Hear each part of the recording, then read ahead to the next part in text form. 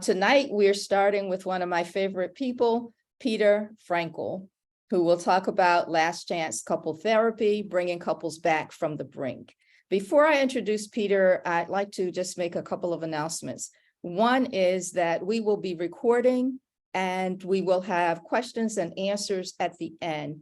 None of the participants will be recorded. That is why we are waiting until the end for questions and answers.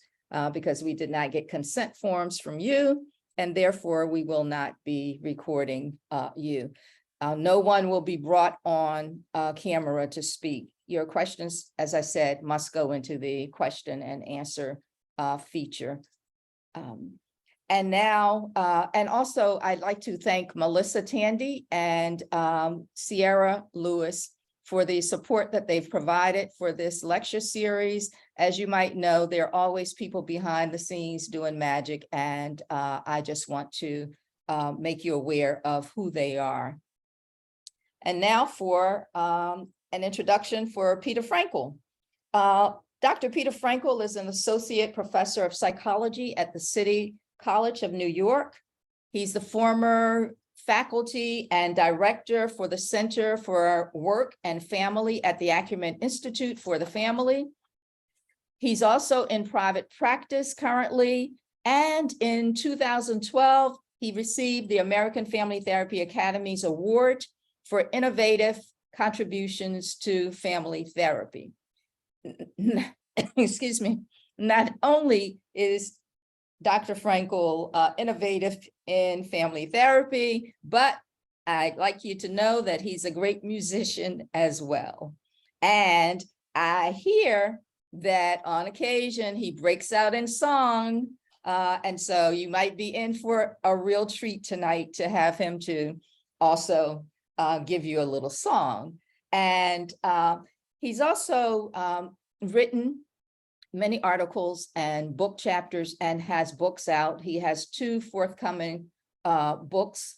And I think we have sent those to you, what they will be as resources. And if not, then we'll make sure that we send them to all of the registrants. But they are Last Chance Couple Therapy, Bringing Couples Back from the Brink, and The Complete Guide to Couple Therapy, From Happy to Last Chance Couples. And with that, I'm going to turn it over to our speaker of the evening. Welcome, Peter, and you can take it away. Well, thank you so much, Dr. Watson, Marlene, Sierra, and Melissa. Thank you so much for setting this up. And this is really an honor to be presenting in this series. And particularly, it's an honor because, Dr. Watson, you are one of my heroes in the field, truly. And I think you know that for many, many years. A fun fact that you'll enjoy, I think, Marlene, is in my fundamental PowerPoint on family therapy that I use in all my courses. I have multiple slides based on your outstanding article from 2019, Family Process, Social Justice and Race in the United States, Key Issues and Challenges for Couple and Family Therapy. And the thing with, I'll just say to everybody, with Marlene's writing is, it's difficult to condense because every single sentence shines brilliantly. And so I have at least 20 slides based on that article, Marlene. So my students do a very close reading of your work, and it's profoundly important, and you've had a huge influence. So it's really, really an honor for me to be asked by you to present here. So thank you for that. I really mean it. So we're going to be doing a brief tour about the particular challenges and the particular practices in doing last chance couple therapy. And what do I mean by last chance, and how did I even come up with that term? So take you back to 1995. I'd finished my training and postgraduate work with Sal Minuchin in 1990, and around 1995, starting my practice, and a couple comes into my office, a tall, very imposing man and a woman, both top professionals in their field. And before they even got in through the door of my office, he looks down at me, because I'm only 5'6" and he was 6'5" or something. He looks down with a little bit of a sneer, but a little bit of desperation also in his eyes. And he said, "We're the couple from hell." And I quickly said, "Welcome to purgatory." And he said, "Yeah." He said, "We've been to 3 previous couple therapists. We're on the brink of divorce, and you're our last chance." So that's how I came up with the notion of last chance couple therapy. And in my quick rejoinder about being in purgatory, actually anticipated what is a fundamental aspect of doing last chance couple therapy work that makes it somewhat different from therapy with couples where the commitment to stay together is pretty secure. And that is, and I'll talk more about this, creating a liminal space that is acknowledging that at least one partner, sometimes both, are seriously considering dissolving the relationship, whether it's a marriage or other formally committed relationship, or a fairly new love relationship that both partners thought might lead to a committed relationship, and now there are questions. And so, so key to this work is meeting couples just where they are, which is with at least one partner seriously considering ending things. So we need to sort of help couples suspend for a little bit of time conversations and decisions about whether to stay together or end things, and then enter into this liminal space and try some new things.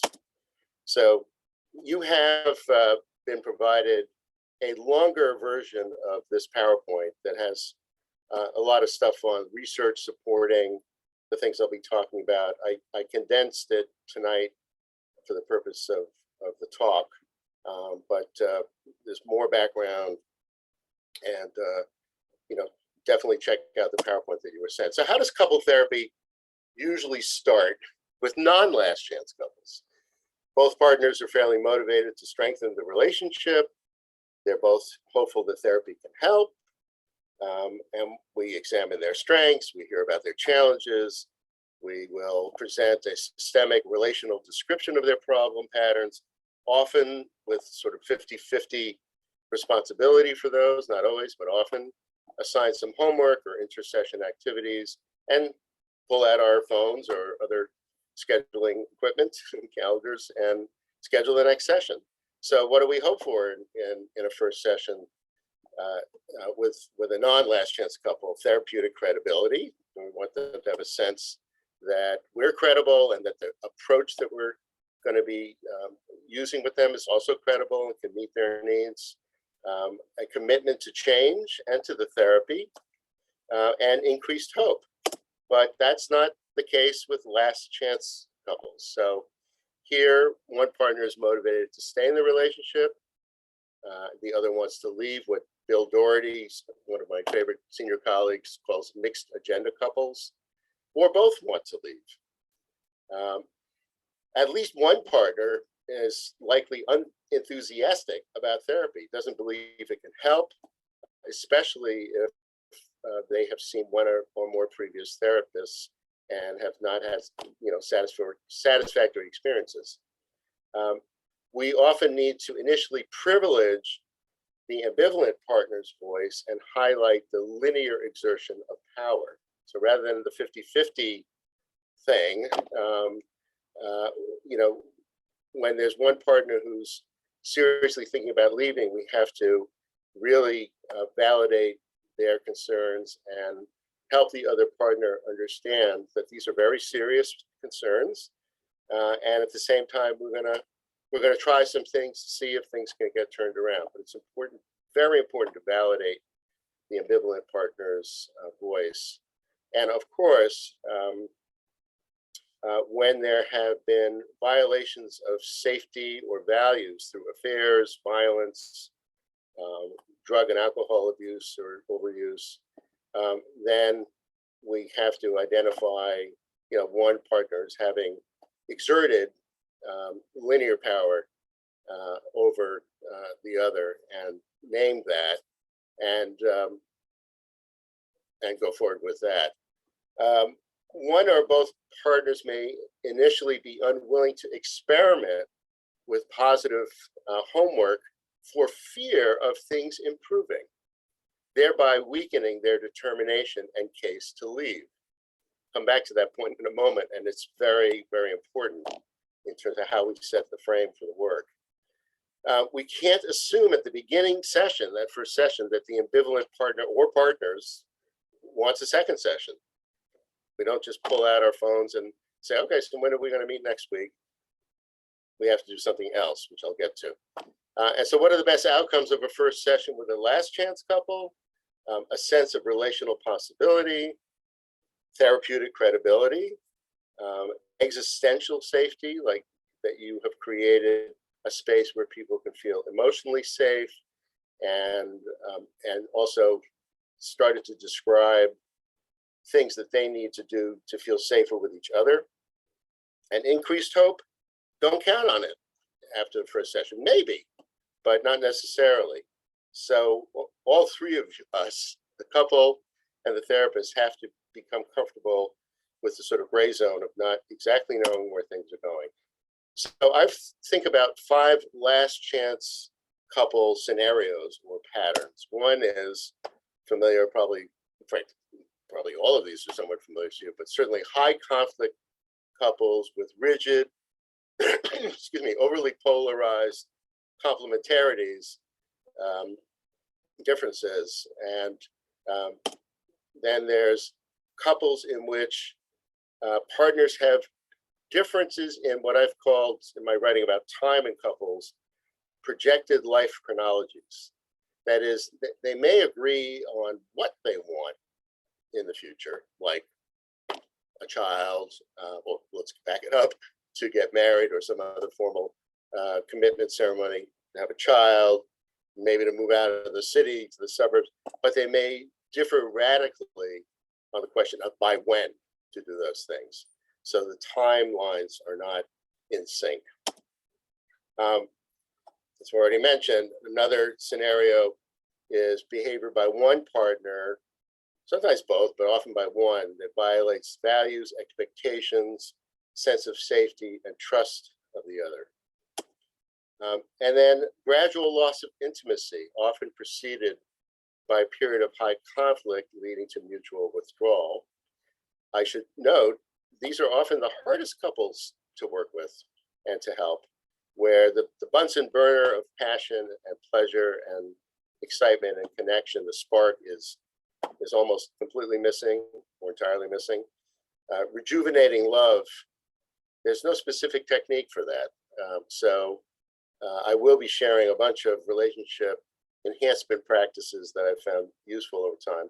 But actually working with high conflict couples, and even couples where there's been affairs and violence or substance abuse, actually I find easier than working with couples who come in and the affect is flat and people are really just disenchanted with one another. And then finally, one partner feels the need to separate in order to further develop themselves. Sometimes one partner has entered individual therapy and their individual therapist is helping her or him kind of get in touch with feelings and goals and dreams that they never really were in touch with. And now the partner is feeling like the marriage, the relationship is constraining them. Just this morning, I interviewed for the first time a couple in exactly this scenario.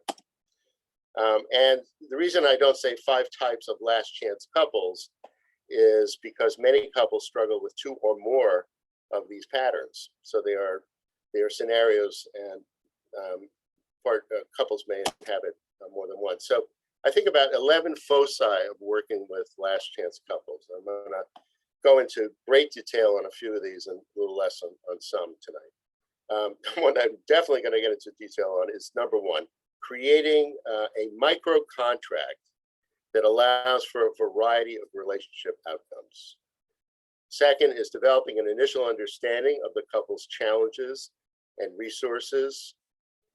And as I'll talk about, that also includes understanding the impact of partners' social locations in terms of race, ethnicity, class, gender identity, ability, disability, education, religion or spiritual background, and the ways in which those locations have led to oppression, marginalization, minoritization, or privilege. And not only important in terms of partners' experience in the world, in terms of oppression and power issues, but within the couple, when there are differences in locations. Number three, is reframing and recognizing the current crisis of connection as an opportunity for creativity and experimentation, what I call experiments in possibilities. So I'm going to be sharing some useful reframes that help people see this very difficult moment as one that also is filled with potential. De-emergencizing, little neologism I coined a while ago, slowing things down. Five, assessing temporal desynchronies and creating new rhythms of relationships. Some of you know that I've written a lot about couples in time and the ways in which partners are out of sync in pace. One's fast, one's slow. One is very punctual, one's often late.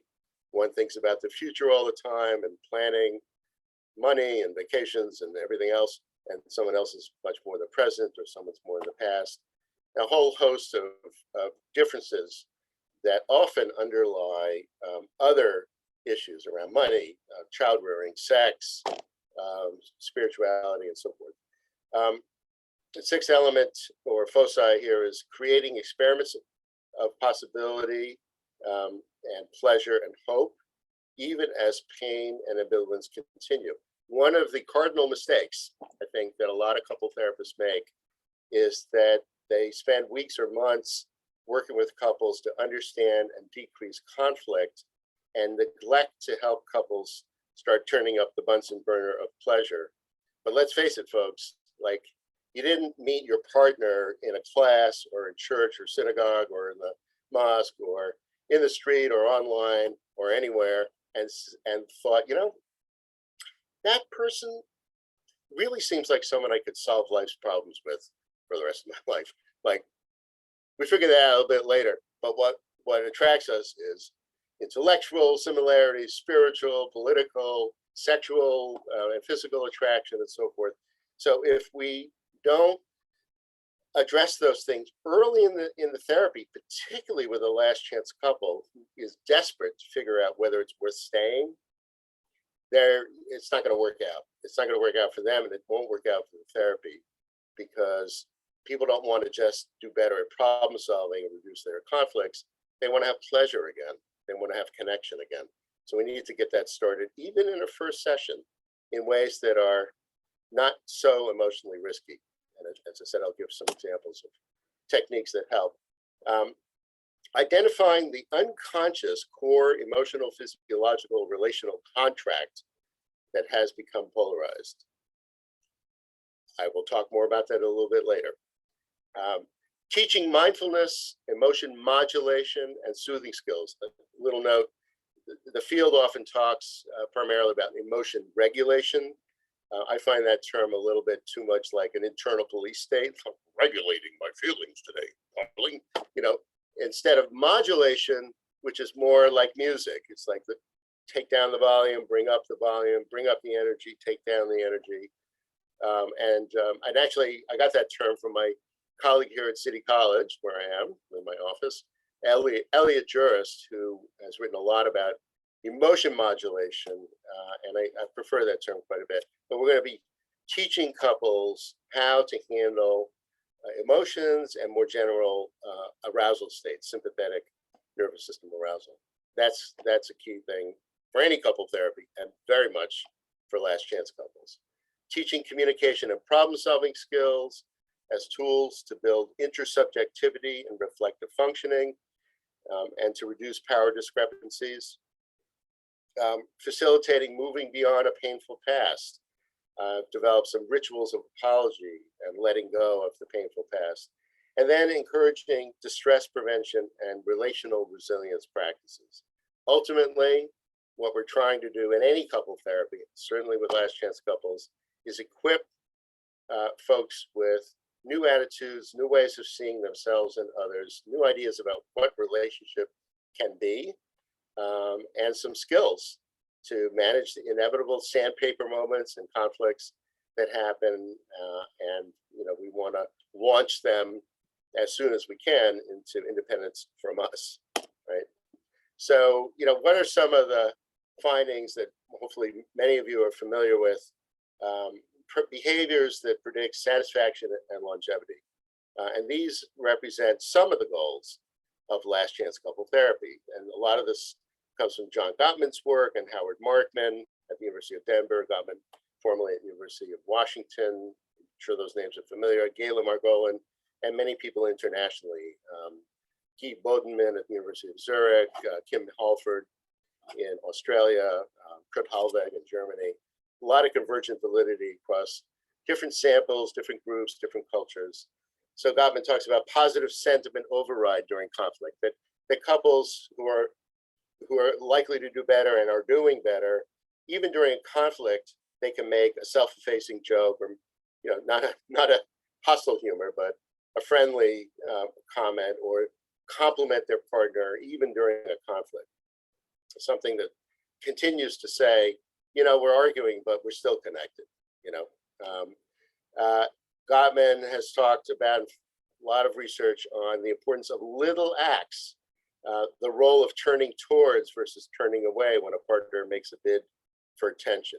Very significant little activity. Your partner says, "Hey, did you hear the latest thing about blah, blah, blah?" And the other partner turns and says, "Oh, no, what? Tell me." Versus, looking at the phone. "Oh, hey, by the way, what are we having for dinner?" That's not so good. So turning towards versus turning away, or even against, like, "Don't bug me, I'm doing an email right now." That's a very important act. Taking influence from one's partner, that power struggles are decreased. Particularly important, as Gottman found, not surprisingly, in cisgender heterosexual couples, that men take influence from women. Very important. The central role of friendship and mutual admiration. I wrote a little chapter some time ago for a book, and the name of my chapter was "Getting a Kick Out of You, the Jazz Taoist Key to Love." So it was based on the Cole Porter song made famous by Frank Sinatra. Okay, here's my moment to sing, Melissa, okay? I get no kick from champagne, beer, alcohol, they don't thrill me at all. And then I forget the next line, blah, blah, do, but I get a kick out of you. So what does this mean? It's very important that partners see one another, that they appreciate each other, not only for what they do for the family, for each other. "Thank you so much for cleaning up the kitchen, honey. That's nice. It's all good." But even better is like, "You look so nice in the morning light." Or, "I just can't get over, I'll never stop enjoying your smell." Or, "What you said at that party the other day about the political situation was so impressive. I was like really knocked out." Noticing things about the partner that maybe they don't even see about themselves. That's very powerful. So being tuned in to what is special and unique and why you are so grateful to be in the presence of this other human being, very important. Mutual and self-physiological soothing, sort of touched on that already, but how partners take care of each other. Many people come from families where they didn't have much of an experience of this. Attachment, difficulties and a lack of soothing. And sometimes it's the first opportunity to learn how to take care of themselves emotionally and also another partner. So explicit conversations and some tools about how to soothe one another, very important.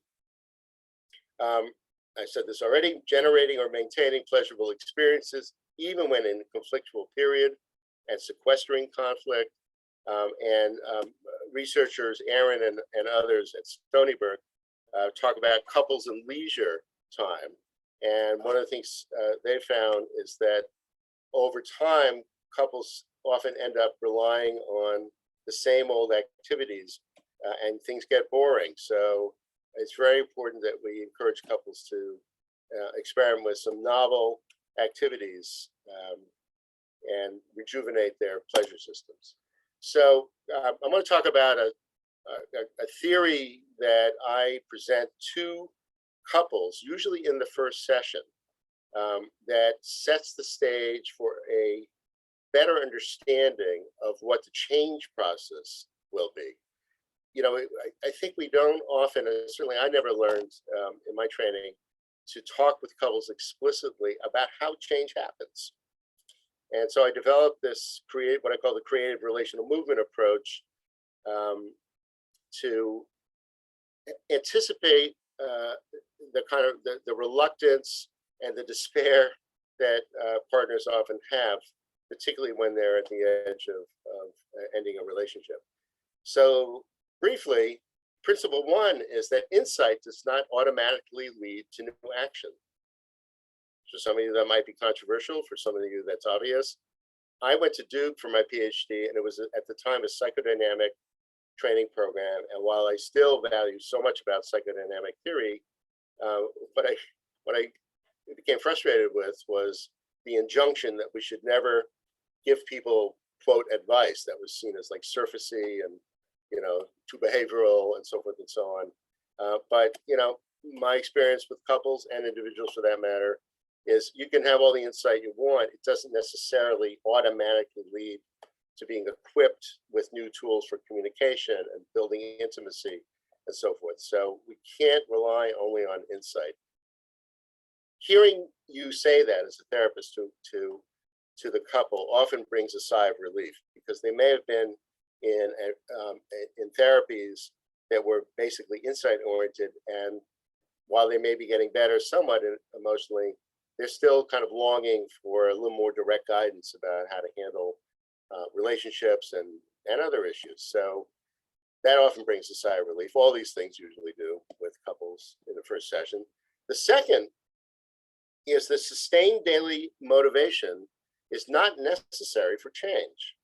You know, it's interesting, when I was writing the family process article a few years ago about last chance couple therapy, I went into the research literature assuming I'd find a plethora of articles showing that more highly motivated, you know, clients individually and also in couples do better over time. And guess what? There's very little data that shows that. And then when you step back and think about it, well, that makes sense, right? Because think about your own experience. I mean, how many of us wake up every day with high motivation to go to work, or high motivation to work out, or keep that diet, or do whatever? You know, as Marlene said, I'm a drummer, and, you know, we drummers on a daily basis have to do something called the rudiments, these rolls and flams, very basic movements. And so I like to wake up every day and say, can't wait to get to the practice pad and do my rudiments. Oh boy, am I really eager for that? No, you're like, okay, I got to do it, because if I don't, my hands will feel terrible. And then within a few minutes, it starts to feel good. So the motivation comes from engaging in the activity, but waiting for lightning to strike, you know, with a couple to try a new communication skill, or, you know, say nice things about each other on a daily basis, or whatever activity we're going to suggest to them. No.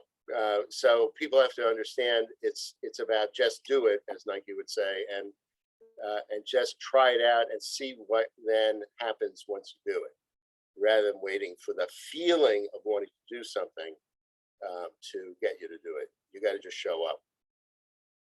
Principle 3 here is that change feels initially artificial and even irrational. What I mean by that is, you know, if you've ever taught couples communication skills, or encouraged them to do a date night or any kind of intimacy activity, one of the things they'll often say is, yeah, this makes sense, but it feels really artificial. All the more so because we are prescribing it, right? So it's not coming from them spontaneously. And I just say, like, yeah, of course it feels artificial because it's new behavior. If I'm learning a new beat as a drummer, it doesn't just come to me. I have to work it out, and it feels awkward at first, and then I practice. And just think about activities that you do, whether it's getting used to a new keyboard on a computer, or a tennis stroke, or whatever you're into. It's always a sort of startup of feeling artificial, and that's a sign that you're doing something different. So there's a little reframe for you. If it feels artificial to talk in these structured communication ways, that means you're doing something new. Good for you. And with practice, it will feel less artificial. But with last chance couples, it goes beyond feeling artificial, actually can feel emotionally irrational. So I'm going to jump right on this, even though I have a slide later. I'm a jazz musician. What can I tell you? I'm not that structured. Why emotionally irrational? Like, you can teach people the speaker listener technique, and they will invariably say, yeah, that makes a lot of sense. The problem is that they're so angry with each other and hateful often and discouraged that the idea of actually doing this does not align with their affect. That is, that they've been practicing negative perspectives and feelings towards each other and towards the relationship for so long, that to try something that has the promise of helping things get better, it feels irrational, even though it makes sense and you can provide research to support what you're suggesting. It feels irrational. So I name this in a first session. I'll say, look, the changes that I'm going to suggest to you, I can promise you, are going to feel irrational and artificial at first. What I'm going to encourage you to do is, like, push through that feeling and just see what they yield. Let's see if these experiments will change things in how you feel about self, other, and the relationship. Very important to name this stuff, rather than, a couple being compliant and not telling you how weird it feels to try these things, and then they drop out because it just feels uncomfortable. Name it. So this is the key here. Principle 4: the importance of non-binding creative experiments with possibility. I talked about this already, the notion of creating a liminal space, a concept that comes from anthropology, and that Evan Black engaged in her work, and Janine Roberts in their work on rituals, like entering a space where you're neither committed to being in the relationship, at least one person isn't, nor are you committed yet to breaking up. And we're going to enter this space, drop discussions about, for the time being, a short time, especially in New York, people want results quickly, short time, and we're going to try some new things, experiments with possibility, which will yield data. So this is very much a kind of N of one, is the couple we want, sort of experiment. We're trying new things that many of which will have research support for them, some not, but a lot of clinical support, anecdotal and craft support, as Bill Doherty would say. So we want to kind of create the frame in our microcontract that we're going to enter this space and we're going to try some new things and see what happens. See what happens. They work with a lot of people, but they may not work for you. That's what I often will say. Everyone's different. And the final principle here of the creative relational movement approach to change is you got to really help couples pin down when they're going to try these things. So after I've taught couples communication skills, I'll say, one thing that's really important is that you set up 1 hour a week to, as couple problem solving, resilience, strengthening time, that you, no matter how busy the week gets, you've created this, you've reserved this time for doing these techniques. Otherwise, it's going to fly by and you won't do it, and you're going to wait to feel motivated and all that stuff. You have to create times. The same thing with pleasure building activities, like set up a time to do those things. And people will sometimes say, oh, especially when you get into sex, oh, okay, now we're going to be scheduling sex. This is really a drag. I say, yeah, no. The term schedule comes from the Industrial Revolution, And basically it was designed for, company heads to oppress workers. So nobody wants to schedule anything, and we're already overscheduled. So instead, I say, yeah, schedule is a terrible word, but why don't we think about it as creating regular rhythms of relationship? Rhythms have the same quality. They're regularly occurring things in time, moments in time, but the language we use with clients is very important in terms of how engaged they're going to be. Talking about scheduling sex is horrible. Talking about creating a rhythm of intimacy, a weekly rhythm, much better. Rhythms are the heartbeat, rhythms are music, rhythms are the seasons, and so forth and so on. So that helps people get on board with trying these things. But all these are very important to bring up in a first session as you create the contract, microcontract with a last chance couple. And I call it a microcontract to emphasize the tentativeness of it. I hope that by now that's coming through, that we're in this liminal space. We're going to try these things, and we can revise as needed with collaborative feedback from our clients. It's a whole nother bit here. Our field has talked a lot about, modernist versus postmodern approaches, and, somewhat disparagingly sometimes about modernist approaches as being too authoritative and too expert driven. My point of view as a researcher, clinician researcher is research is very important. Collaboration is very important. We do have a huge amount of accumulated knowledge, and we continue to create more. And I take a both and perspective on this, that we are collaborative experts. If we weren't experts, I don't know why people are coming to us and paying for us. And it's frankly unethical, from my point of view, to withhold solid research-based stuff that could help a couple. It's like having a treatment for a heart disease that you won't give because you want to find out if the patient has an idea about how to fix their heart problem. It doesn't make any sense to me. But I certainly am always checking in with clients before I suggest anything and saying, look, I've got some techniques around communication that I think you'll find useful. Would you like me to, introduce those to you? Or I've got some ideas about how you might, jack up the pleasure and intimacy. Would you like to hear them?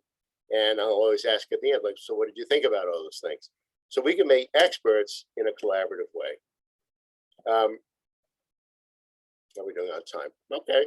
So I already talked about insight rarely leading to change in behavior automatically. It's very important, of course, to witness each partner's story of pain and suffering in the relationship. But another big mistake that unfortunately I think many couple therapists make is just a kind of weekly recitation of all the painful things that have happened in the past week, in the past months, over the time of the relationship.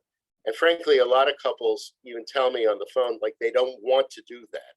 They already did that with another therapist and it didn't work well. And I think that as we learn more about the neuroscience of trauma and the effects of certain kinds of therapies, Bessel van der Kolk has said very strongly, expert in trauma, that when we do just repeated witnessing of the painful experiences, we actually are having people practice the trauma.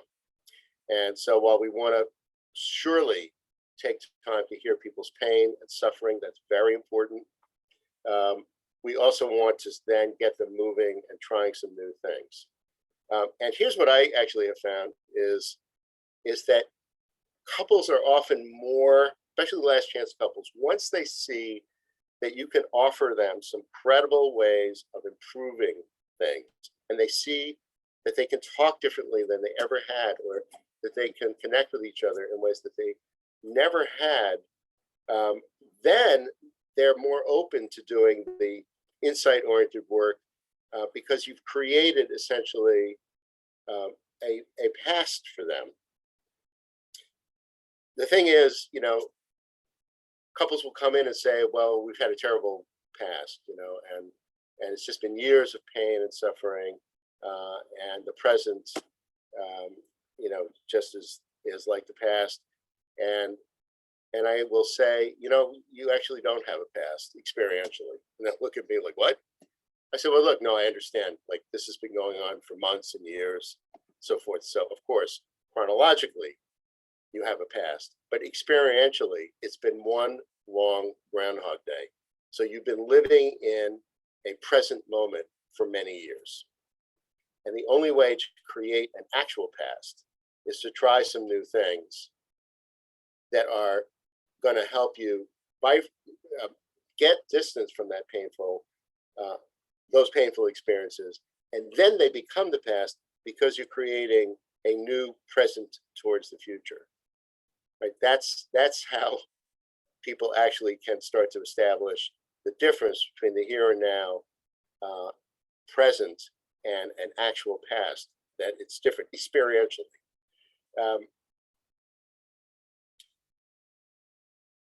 I'm sure you've seen this, that couples, partners often completely disagree on the facts of their history. I call this the wish we had a headcam problem. And frankly, again, it's useless to do a fact-finding mission to establish the truth of various experiences, with the major exception of abuse, violence, affairs, other violations of trust and safety. There, it's very important to take a stand in line with the person who's been victimized or abused and so forth, and whose safety has been violated. But again, big mistake when couple therapists kind of get caught in a attempt to discern what actually happened. And the way you can avoid all that is to say, well, look, there's enough evidence from what you're saying, even though you don't completely agree on what has happened. There's enough evidence of what the problem has been to guide us in a sense, as a compass towards the preferred territory ahead, like what needs to be avoided. Even if one of you saw it that way, that's enough for me as the therapist to think about what I might be able to offer you.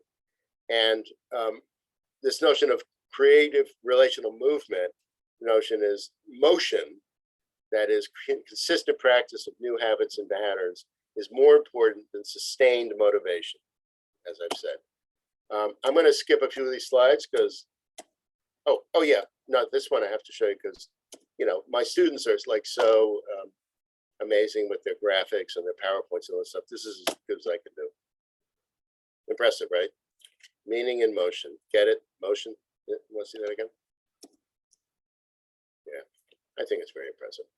Okay, actually, there is one other thing I want to say. I just want to quote Martin Heidegger, who was a phenomenological philosopher and set the stage for existentialism and existential psychology.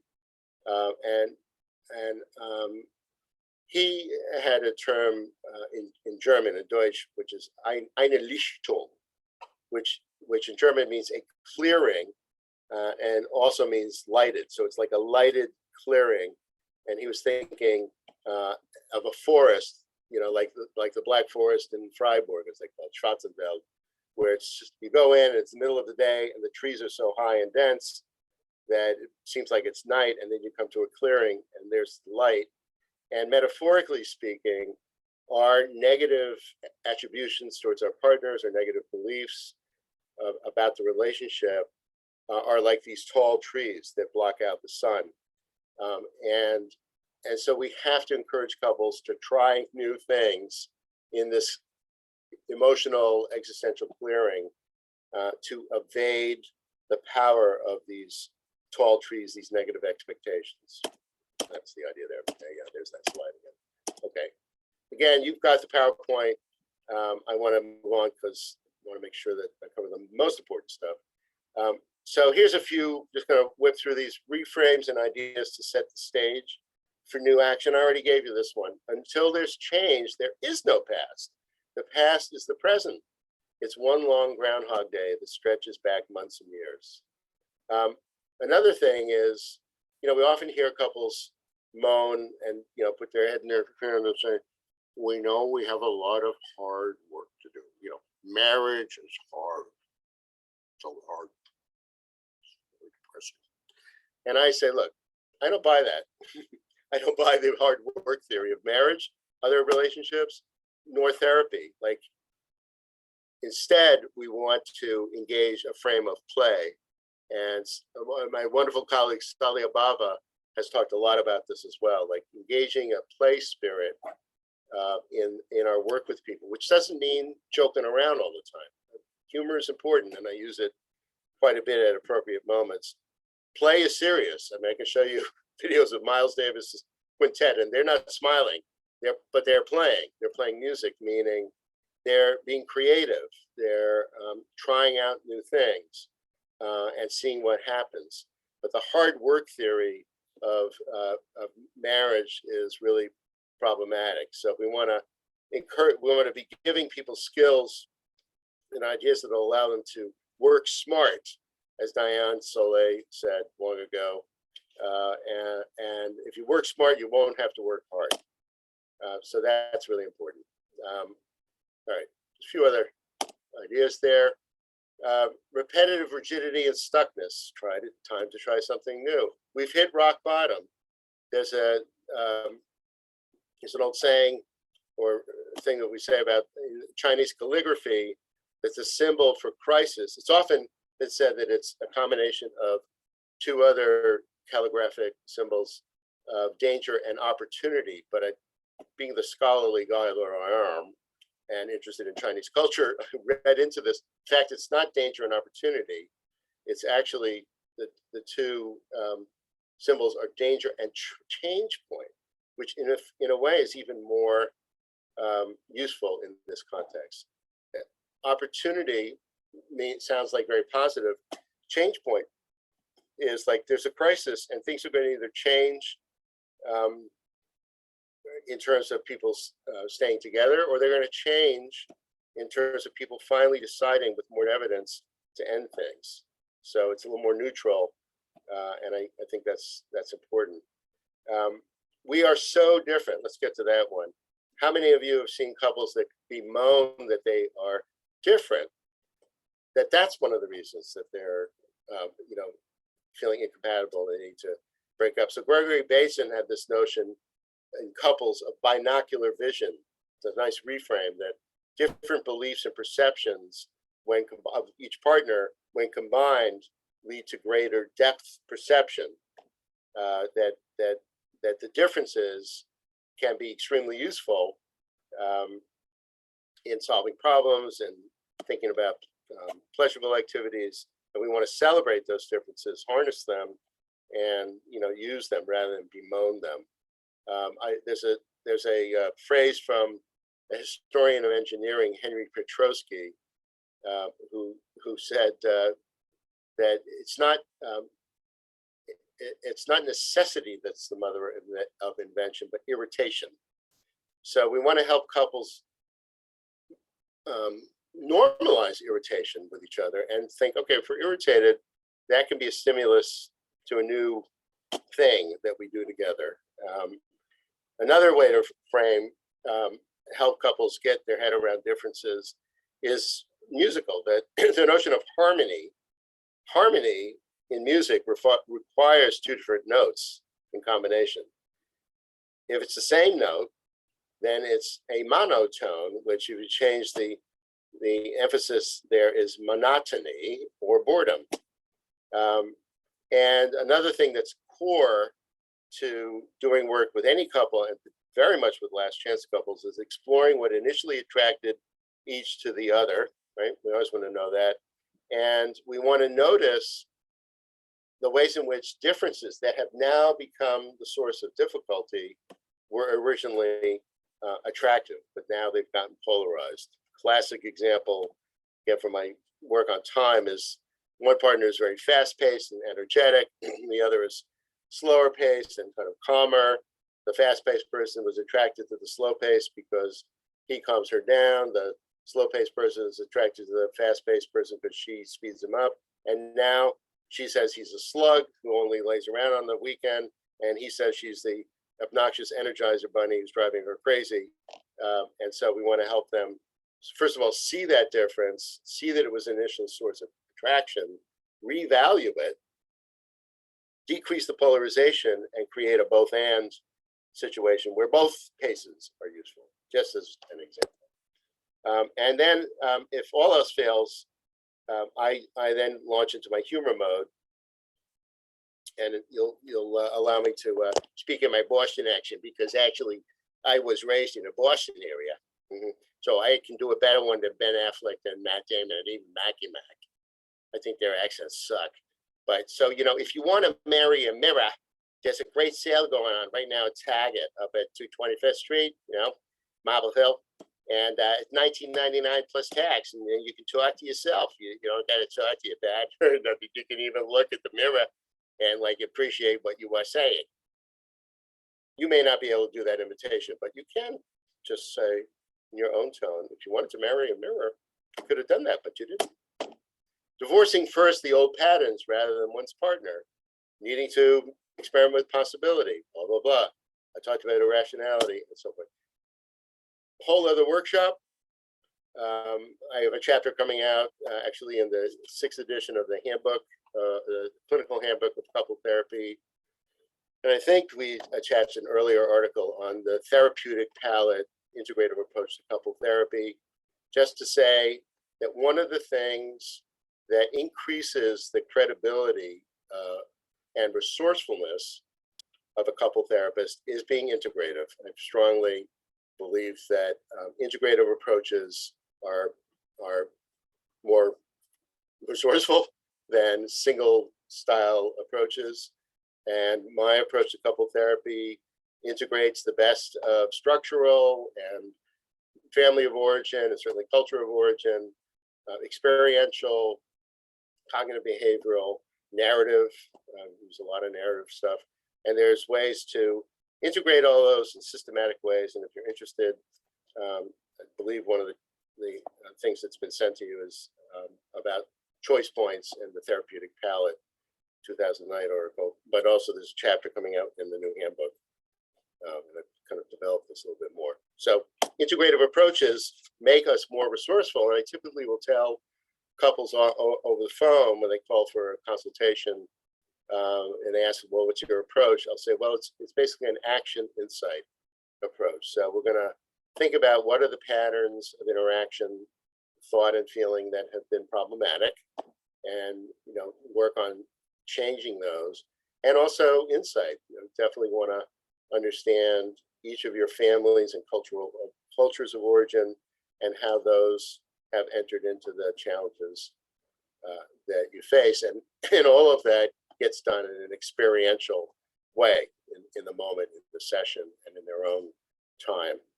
So I think couples are often relieved to hear us. They are always, frankly, I think, relieved to hear that we're going to draw from a number of different approaches in a systematic way based on what they need in the moment.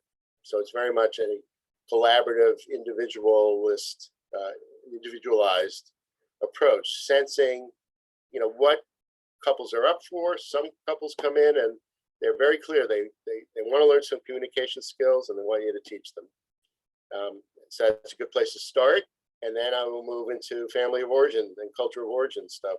And other couples I've had come in and say they think they communicate fairly well, and what they're really looking for, they're both in psychoanalysis, and they want me to help them weave together their insights from their individual work and work that we would do. And, very, very often therapies that start that way, because that's what clients want, end up also getting into communication skill building, because it gets revealed that they do have some communication issues. So it's really about being resourceful, being able to know enough about the different perspectives and their associated practices to be able to draw on them as a painter would draw from a palette of primary colors. So let's now hone in some more on this very, very important step, creating the microcontract. And already a bit of repetition, I would think, but let's go deeper into it. So acknowledging and accepting the possibility of a variety of goals or outcomes and the ambivalent partner's feelings about the relationship and therapy. That's number one. The worst thing you could do with a couple where one partner is ambivalent is try to cheer them up without you knowing just the depth of their despair, the depth of the degree to which they have been trying to muster the courage and the gumption to think about leaving, never mind name it. So it ends up being disrespectful if we put on our bright face and say, well, you know, let's give couple therapy a try. That might turn it around for you. Instead, you have to say, I really hear you. You have been despairing about this relationship for a very long time. And we will, you know, work with that as the base, and that you're absolutely not sure which way you want to go. And, you know, we'll work on doing some new things to gather the data that will help you make that decision better. You're here, so clearly you haven't completely decided to leave. But I hear very much that you're on the edge. And do you hear that? No, turn to the other partner. She's really on the edge here. I had a session today, as I said earlier, new couple where they've been together for 20 years. They've got some kids. He was overseas for some work, and she announced in our first session that when he comes home, she does not want him to come back to the home because she has worked so hard in her own therapy to finally get in touch with just how despairing and upset she is about the relationship, and she doesn't want to lose that. And he got extremely angry in the session, and I let that happen for about a minute, and I sort of said, okay, well, look, would it be possible, let's call her Lori, to frame that a little bit differently, that at the present moment and for the foreseeable future, you don't want Jim to come back. You need some space. Can you, I don't want to put words in your mouth, but would that be a way to say it? In other words, we're just getting started. This is our first session. And I'm hoping one way or another that our work together will help you make that decision about the, you know, the viability of your marriage in a more informed way. Would it be possible for you to put it for the foreseeable future? And she said, yes, that's actually what I mean. And that calmed him down. And I said, look, Jim, I mean, this is where it's at. And as I said, how are you feeling hearing this? I mean, I see that you're angry, but what else is going on with you? He started to cry. I said, what are the tears? He said, I feel used. I said, okay, what else? I feel hurt, disappointed. And I said, can I venture another word? You look heartbroken. And he really started crying and said, yeah, I'm completely heartbroken. I love you. And I know I've been a pain in the ass in a lot of ways, and I want to change. And that's why I want to do this therapy. And I'm sorry, but the idea that I have to move to a hotel now is devastating, devastating. He said. And she heard that, and we ended up having a very good session, working on some communication skills. And by the end, they were already starting to feel more hopeful. But if I didn't acknowledge and validate her, Lori's feeling like she needs some space, I mean, there was such desperation in her face. It's like, it would have been terrible. And that would have been the end of things, and very hurtful to her. So that's a little moment to illustrate what I mean by that very, very important step. Don't try to cheer people up, meet them where they're at, hold the pain. We have to be a container, right? We have to be able to hold a lot of pain, and then provide still some hope. What are each partner's goals for this session at this moment in time? So I will ask people, like, what would be the best outcome of today's session and of the week before I might see you again? So we get very specific about what would be, as we used to say in systems theory, the smallest significant change. What would be something that could happen today? I say this at the outset of the session, that would lead you to think you might want to come back. Not that you would, but that you might. All very tentative. And that's the third step there. Would you like to think about whether to come for another session? Or are you prepared to schedule one now? Sometimes couples are surprised when I ask that. They assume that we will. I said, look, given what you've said, I want to be sensitive to how precarious things are right now and not assume. And then they appreciate that. Here's another thing. Clarifying our goals, values, and biases about marriage and other long-term committed relationships and the implications for your investment in working with a couple. So, we long ago have dismissed the notion that we are neutral. I think Bill Doherty, many others, even the Milan group who originally talked about neutrality, changed their tune about that. We're not neutral, we're multi-partial, and we're in the business of caring about people's lives, right? I care a lot about the people I work with, both partners and also the relationship. And I got into the business of couple therapy to help people work things out.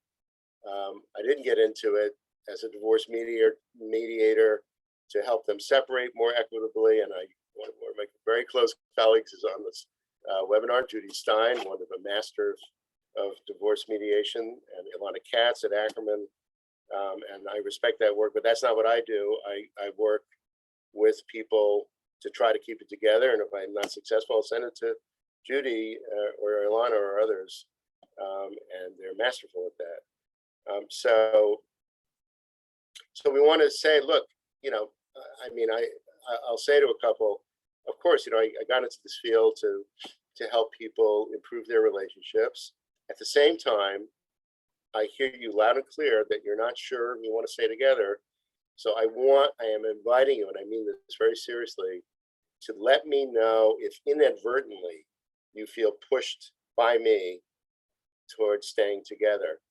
And I said, and I also will say, look, I'm an enthusiastic kind of guy. I'm going to lay out some techniques and ideas for you very enthusiastically, but it's my enthusiasm about the potential for these techniques and practices to be helpful.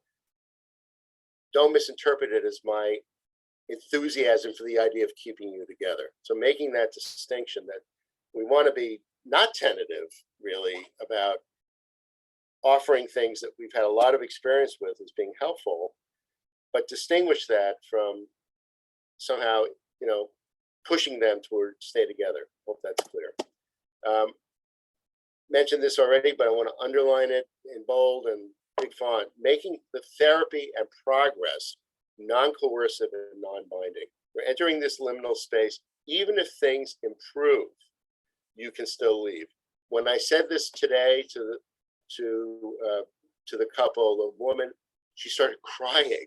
She actually went from being very tight and she started crying. I said, what's going on? She said, I feel so relieved to hear you say that. I feel so relieved because I've been terrified that if things get better, then and I still don't want to be there, that I won't have a case anymore for leaving. I said, yeah, no, I get that. That's why I said it. You're not alone. Because if you don't make progress non-binding and experiments non-binding, then the more ambivalent partner just won't engage in it. And you'll then call it resistance, and that's not right. It's understandable reluctance to engage because it's taken so long for them to get as I said, the gumption up to think about leaving. Always inviting skepticism and commentary about the therapy, validating partners' concerns about therapy and about long-term therapy. I once had a guy say, the last thing I want to do is be in some kind of belly-up therapy like a dead fish in water. And I said, don't worry, it's not going to happen with me. I'm too impatient. Then, deciding together how to work. Like, do you want to start with some communication skills, or should we work on just me hearing your history, or explore your family and cultural issues? What do you think would be best? So we worked that out together, and then we agreed to revisit the contract each session. So, in terms of developing an understanding of couples' challenges and resources, first of all, some therapists and writers in the field advocate like a 3 or even longer session assessment period before actually starting therapy. That doesn't work with the clients that I see. Maybe it's because I'm a New York therapist. They're too impatient. They want to see some change, particularly couples who are on the brink of divorce or other equivalent dissolutions of the relationship. So like the folks actually at the Family Institute, wrote a wonderful book, 2018 book that I teach from now, Integrative, sorry, Integrative Problem-Centered Therapy. Integrative Systemic Therapy, IST. Integrative Systemic Therapy. This is Bill Pinsoff, Bill Russell, Jay LeBeau, and the group there, Anthony Chambers, and others. So they have the same idea that assessment is an ongoing thing, and part of it is how people respond to the techniques and practices and ideas that you offer them. I already talked about this briefly. This again, any of these things can be a whole other workshop. So I will not give this its due right now. But what are the social, locational, and cultural factors that result in oppression, stress, minoritization, and marginalization? And what are those that afford privilege, both in the partner's relationship with the larger society and between each other, race, ethnicity, class, social class, education level, gender identity, geographic region, immigration experiences and citizenship, religious and spiritual beliefs, political perspectives, ability, disability, and very importantly, how do these social, locational, and cultural differences contribute to power differences and differences in desire for types and amount of intimacy within the couple, right? We often, in thinking multiculturally and in terms of social location and racism and ethnicism and heterosexism, think a lot about the impact that the larger social forces are having on our clients, but these get acted out also within couples a lot. And, you know, I hope probably most of you who are on this call are, I would hope, you know, well into asking questions about social location as just another and very important aspect of finding out about human beings. So just a few examples, very briefly, thinking about an African-American couple I worked with, where the issues were largely around the loss of sexual intimacy and her beginning to think about polyamory and he being really not keen on that. And they had two little kids, and he was like a mid-level government worker with a very responsible job. She was a spiritual coach who was very interested in various alternative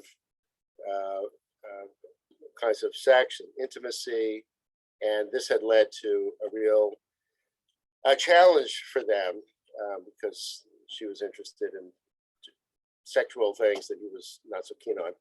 And I, you know, hearing about their issues, and then I said, you know, I'm wondering, how have your challenges been affected by being African American?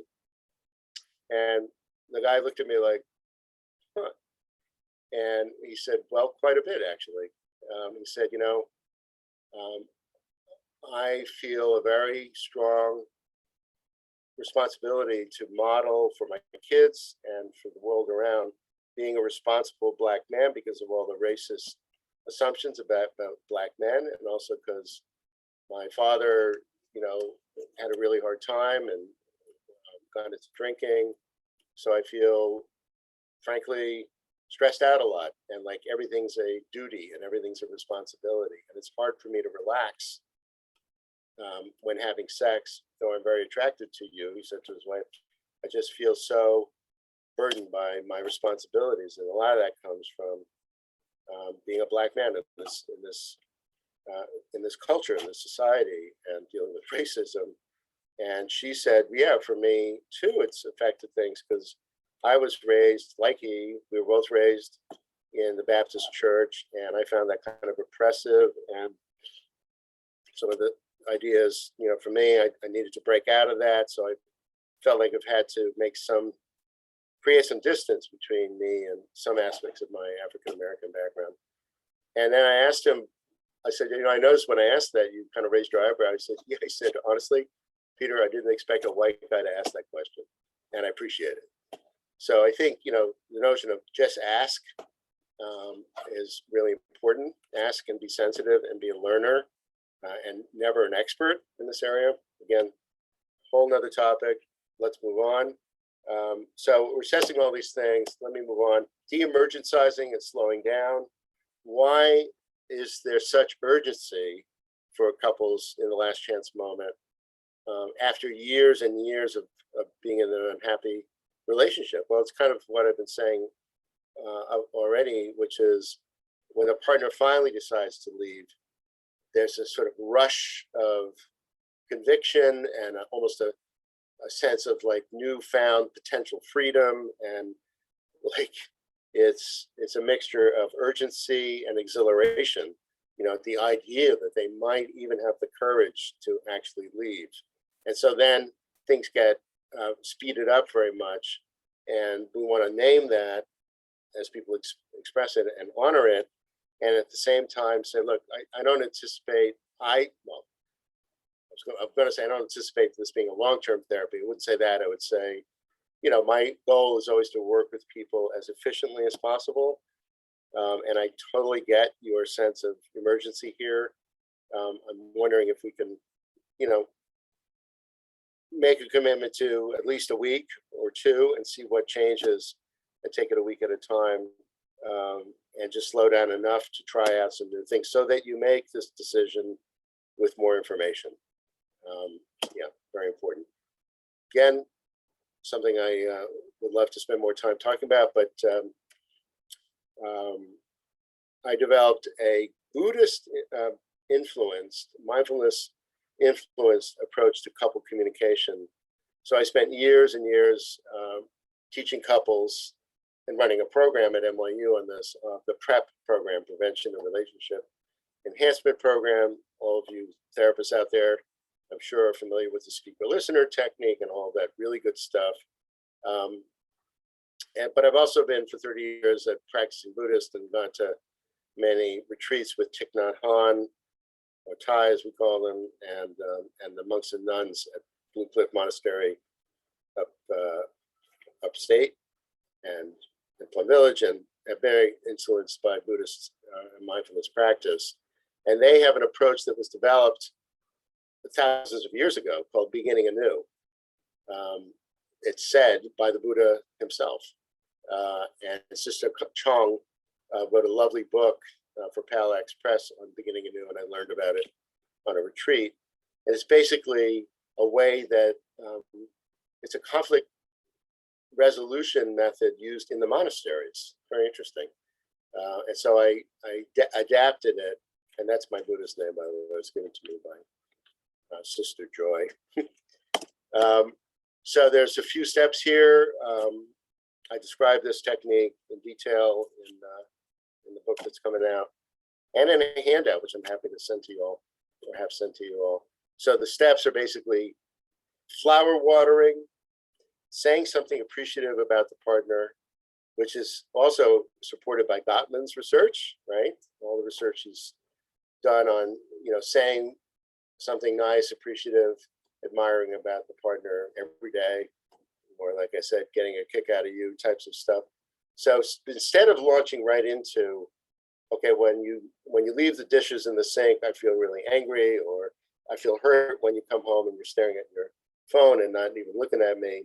That's how a speaker-listener thing might start. Instead, we're starting a little differently, which is, you know, honey, I want to just say, first of all, I love you so much, and I'm really so proud of what you've been doing at work, and etc. Something like that.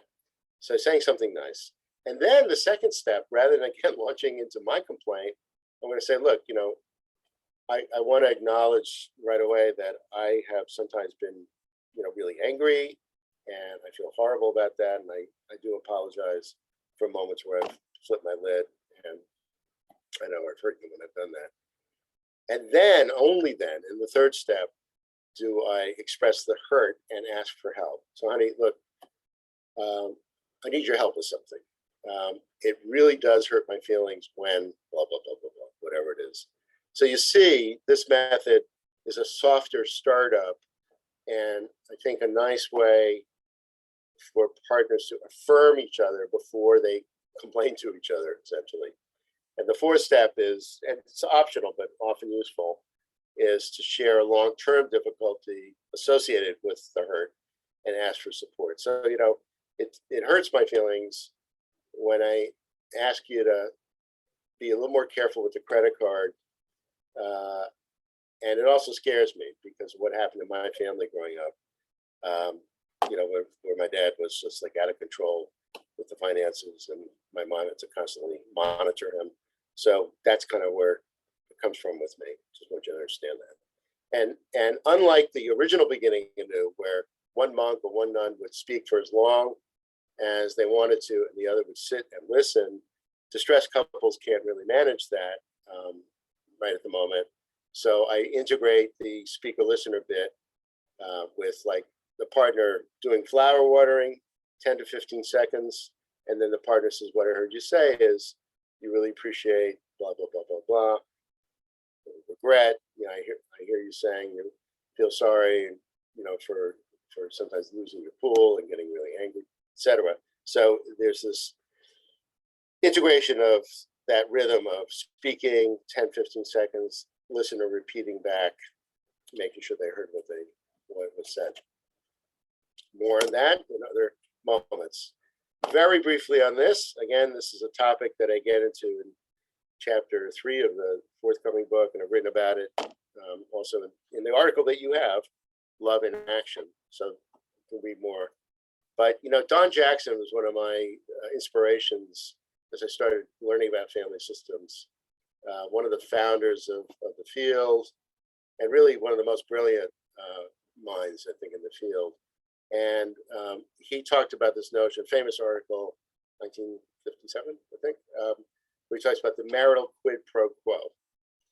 And this notion got, frankly, misunderstood as, you know, kind of like a social exchange theory stuff, like, I'll throw out the garbage if you'll water the plants, kind of thing. That's not what he meant. I'm pretty sure if you read the article, don't forget, Jackson, like many of the pioneers of the field, was psychoanalytically trained. And really, if you read into this article, he's saying that very early in a relationship, sometimes even on first meeting, we get a sense about the other person and what they might do to help us and complete us in some way. And he didn't name around emotion particularly, but I think what he was getting at was that partners early on sense what the other person can do for their emotional climate in terms of modulating, in terms of counterbalancing who they are, that we somehow sense, for instance, in the example I said, one being very excitement oriented and finding it groovy to be with the slower paced person, and the slower paced person saying, wow, so much energy, you know, and sometimes it's named, sometimes it's just felt. Another one would be, you know, one person's very expansive and the other's more like about contracting and simplifying. So that can be attractive. And all of these can be attractive initially and are useful differences, but they get polarized when couples are distressed. Someone who's very emotional and someone who's less emotional. Positive versus negative. I have a wonderful tape of a couple where he's Mr. Positive and so forth, and she, for a whole lot of interesting family origin reasons, is almost always seeing sort of the negative side of things. And she was attracted to his more upbeat style, which she never really encountered in her family growing up. And he was attracted to her more critical side because she was he felt like she was so intelligent and discerning. And then over time, this became a major aspect of polarization for them. So hearing about what it was that attracted you to the other, and listening for this emotional complementarity that now has become a polarization, naming it and helping people revalue the difference as a step towards depolarizing it. Very, very essential part of last chance couple work. Hard, tough, soft, vulnerable. You can think of many other things like this. Not going to cover stuff on time. Let's, in our last 10 minutes of me talking, talk about pleasure building stuff. So I already mentioned daily appreciation admiration statements, supported by Gottman's research, getting a kick out of you kind of stuff. 1 minute silent hug. Some distressed last chance couples are not willing to touch each other. So you'll probably get a sense of that as you interview them. And, you know, I wouldn't suggest this one if it's pretty clear they are not touching each other, because that could suggest to them that you're not paying attention. But if it does seem like there's a little bit of affection going on, but they've just been literally and figuratively out of touch, you can suggest that they do a 1 minute silent hug. Sounds corny, sounds goofy, very powerful. Here's a technique that I developed years ago and I've been using forever. And it's what I call like a low risk, high yield pleasure activity. So this is what I call the 60-second pleasure point activity. So I ask couples to brainstorm with me, what are all the fun, pleasurable, and even sensual, not sexual, but sensual activities that you could do with each other in which the activity, I'm looking for a piece of paper here, in the activity is 60 seconds or less in length, right? So people will say, oh, a brief shoulder massage, saying something nice to the other person, looking out the window, looking into each other's eyes, holding hands. And if they talk mostly about things that can be done only when they're together physically, I'll say, okay, well, what about when you're apart? What could you do using the technology that so often intrudes on our relationships? How can we use it? So, you know, one of my favorite suggestions is taking a close-up photo of an everyday object, like a top of a fire hydrant, sending it to your partner with a caption, what is this? Sending a funny joke, saying I love you, sending a mild, because we don't want to get caught by our boss, sexting text. Don't do that on your work computer. Okay, I said it. Don't do that. You get the idea. So then I suggest that partners do 6 of these, if they're up for it, across the day, with 2 in the morning before they depart from each other, 2 when they are apart, if they are apart, post-pandemic, and 2 when they're back together. So 6 of these pleasure points across the day, 6 minutes or less, right? If they feel like even that's too much, do 2. You know, work it out with the couple. Sometimes the idea with a very distressed or disengaged couple, like the idea of doing 6 of these is overwhelming. So if they would agree for each of them to initiate 1 at some time of the day, that's a start. That's a start. I have to tell you, my very favorite 2 60-second pleasure point suggestions from the many years that I've been doing this. This came up in a prep workshop a long time ago. So there was, we used to run these workshops at NYU teaching communication and problem solving and all that stuff.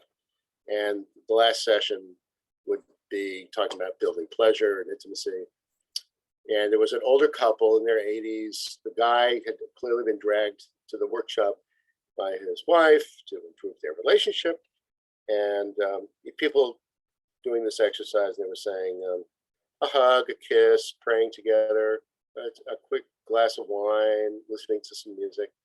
He raises his hand. Jewish guy from Brooklyn with a very heavy accent, right? He raises his hand. He says, "Stroking your partner with a velvet mitt." To which his wife looked at him and said, like, "Harry, really? Velvet mitt? Where'd you get a velvet mitt? Amazon?" Goes on around the table, even more ideas. He raises his hand again. He says, "Listening to the Bolero together." Anybody knows the Bolero?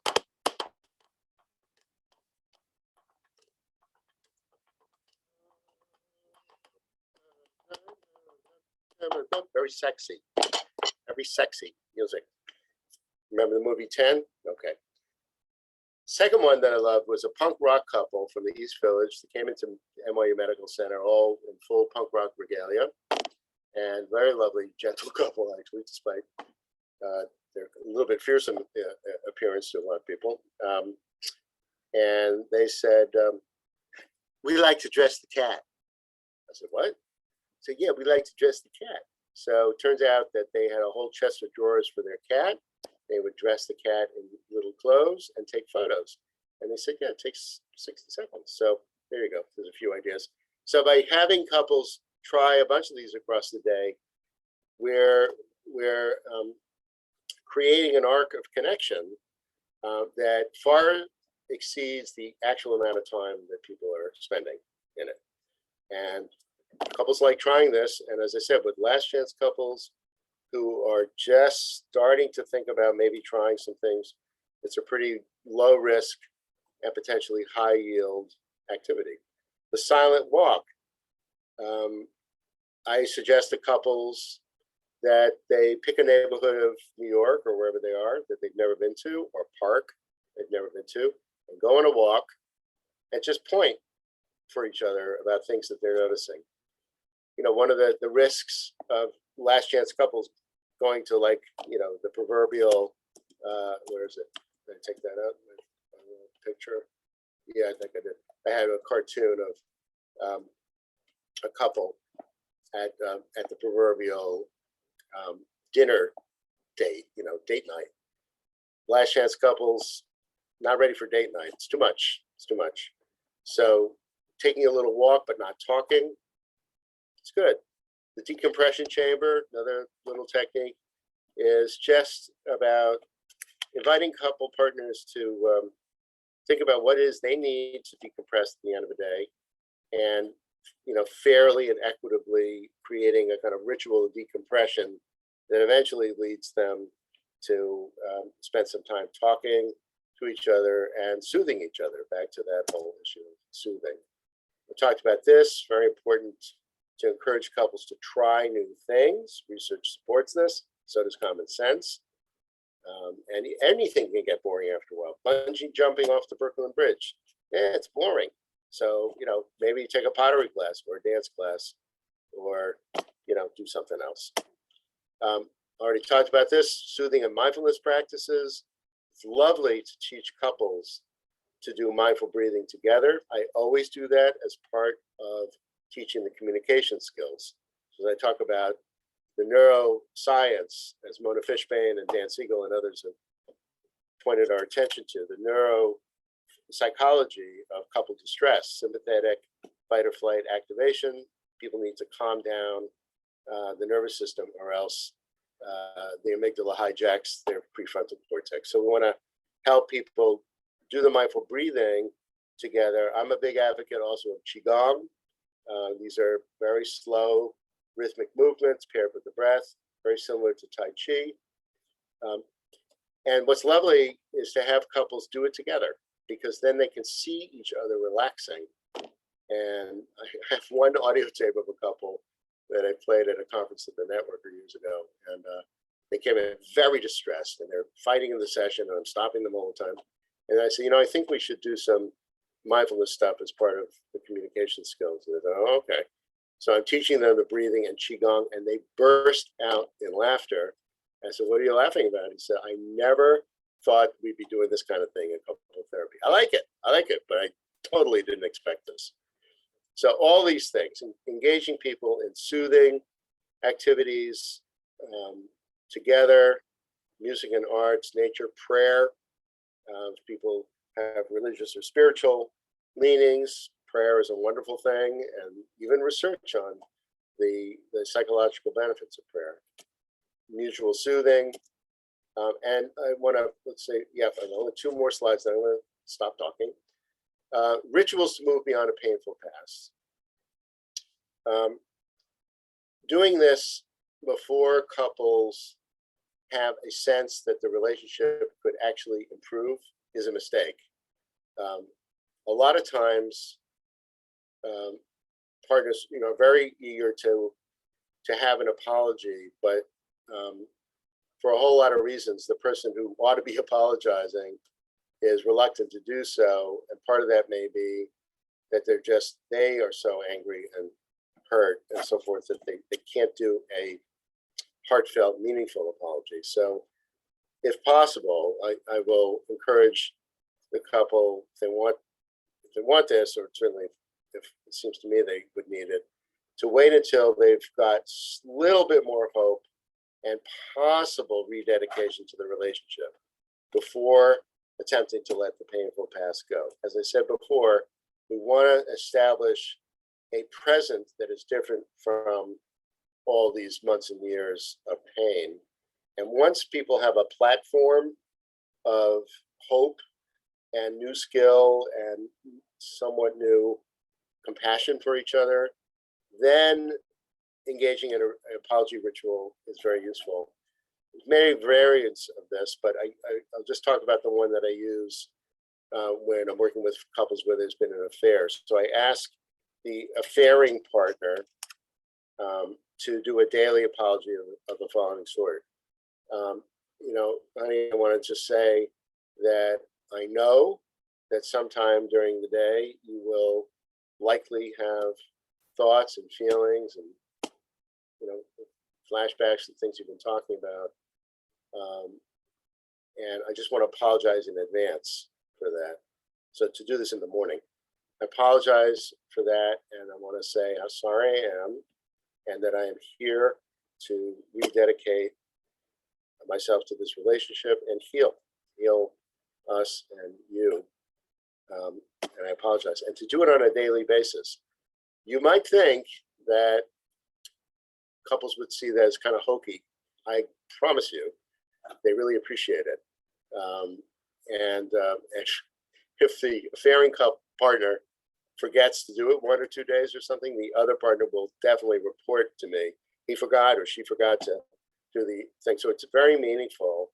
And the whole idea of it is that, if you've worked with couples where there's been an affair, once it's disclosed, the partner who's been doing the affair feels like, okay, now let's move on. For most partners who've been affaired on, that's not possible right away. They are traumatized, truly with symptoms of trauma, intrusions and nightmares, flashbacks, hypervigilance, shattered assumptions, as Ronnie Janet Bullman said about trauma in general. And so, again, how to work with affairs. I have a whole chapter on that in the forthcoming book, and I draw heavily, of course, from my friend and colleague Esther Farrell, but also Janice Abrams-Spring and some other researchers, Coop Gordon and a group who's done really good stuff on affairs, and I add my own twist. So, finally, pretty much on time, Dr. Watson. Prevention and maintenance procedures. So we want to, make sure that if the couples decided to stay together, which in my experience, I've had a pretty good success rate, quite good actually, in people deciding to stay together. Not always, but the majority of couples have.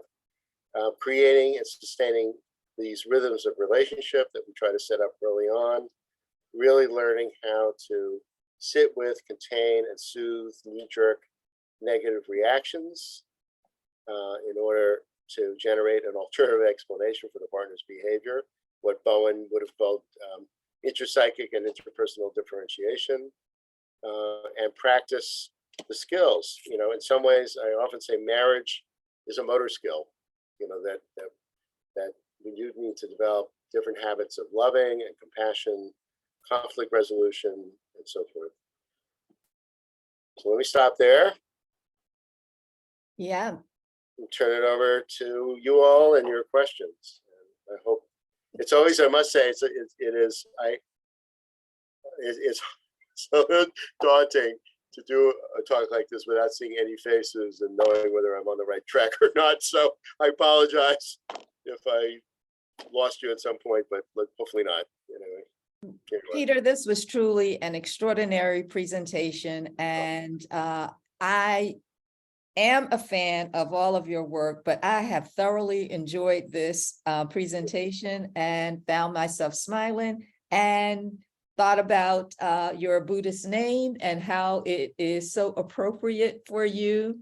And, you know, just enjoy you bringing yourself and demonstrating to us, you know, what your therapy looks like and how it resonates with couples. So thank you so much. I'm sure that I'm speaking for all of the participants when I say that this was truly extraordinary. So thank you.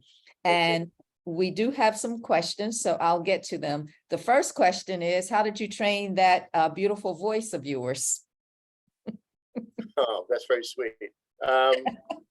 I actually, to be honest, about a year, just before the pandemic, you know, I actually, Marlene was surprised to hear that I sing, but back in the day, I used to sing backup in a lot of the disco bands that I played in. You know, like there's a hysterical, anyway, I remember singing the falsetto for Reunited. Remember that old song? Yes. Reunited. Can't do the falsetto anymore. But I actually took some lessons with Chris Dilley, who was a wonderful Broadway singer a few years ago. I finally said, you know what, I want to actually learn how to sing technically. So that's very kind of you that you said that. I listen to a lot of music and I appreciate the compliment. So Yes, I knew you were a drummer, but I just somehow didn't know you were a singer as well. So now I know. So you might have to sing to me, Peter. Anytime, Marlene. Anytime. Okay, the next question is, what can you do if one partner can only be open to constructive criticism, feedback, if there is logic, it makes sense to her? That it has to make sense to her. I'd love to hear the question behind that question, but I would say it's important as a therapist always to understand the emotional logic of our clients, like when they present certain behavior, when they say certain things, when they feel certain ways. You know, part of where culture and family of origin work comes in is exactly this, like understanding the often unconscious things that lead them to construct the world in a certain way and react in a certain way. So we have to understand their logic in a way, in order to present an idea that makes sense, if that's what you mean by logical. But I'm not sure that that's, if the person wants to, if our colleague wants to say a little more what they mean by logic, that would help me. But basically, I very much take a one down position, honestly, as a therapist. Like I always assume that I might not be understanding people that well. Like I come into every session thinking that I have to be at my best and really get what this person means by whatever, by hurtful exchange or depression or confusion or whatever, you know, and just think, I don't base my understanding of people's words on so much on previous experiences, like what does she or he or they mean by this? And then I understand their logic, and then I can present something that makes sense, if that's what the author of the question means. That's the best I can say about that. Okay, thank you. And the next is to provide an example of, you know, what you meant. They understood the concept of insight rarely leads to change in behavior and repeated. Yeah. I'm sorry. Oh, go ahead. If you could. An example of what I mean by that? Yeah, they say they understand the concept, but would like to have an example. And they stated further that they're working with a couple and the boyfriend always reverts to his past and his girlfriend's infidelity. Okay, well, I'd have to hear more about that case, but in general, what I mean is, for instance, there's so many examples, like people can come to understand why they are so quick to anger, right? And why they're so defensive. So let's just a generic example would be a guy who was raised in a very sort of patriarchal, traditional family, cisgendered, parents, and he himself, and he saw his, this is sort of obvious, but saw his father do this, and with his mother, and got the sense that that's what it means to be a man in a relationship, and now now we've explored all that, which, believe it or not, he may not have been aware of, right? Oh yeah, my dad was like that too. I guess I'm doing what my dad did, and but he still may not know how to modulate his upset feelings in the moment. He might say, yeah, I actually don't want to be like my dad, but I see that I didn't like it when my dad did this. I didn't want to be that kind of a man, but I find myself doing it anyway. It's interesting. Just a few hours ago with my undergraduate family psych class, I was talking about the various family of origin frames that Randy Gerson and colleagues put out in this wonderful article.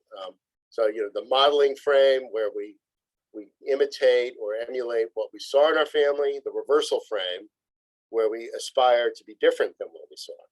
So there's so many, I'm sure many of us can, think of times when a client says, I'm so distressed because I want to be a different kind of man than my father was. And yet in a moment with my wife or my kid, I end up shouting and getting aggressive just like he did. And I feel so ashamed that I don't know what to do. So the insight is there.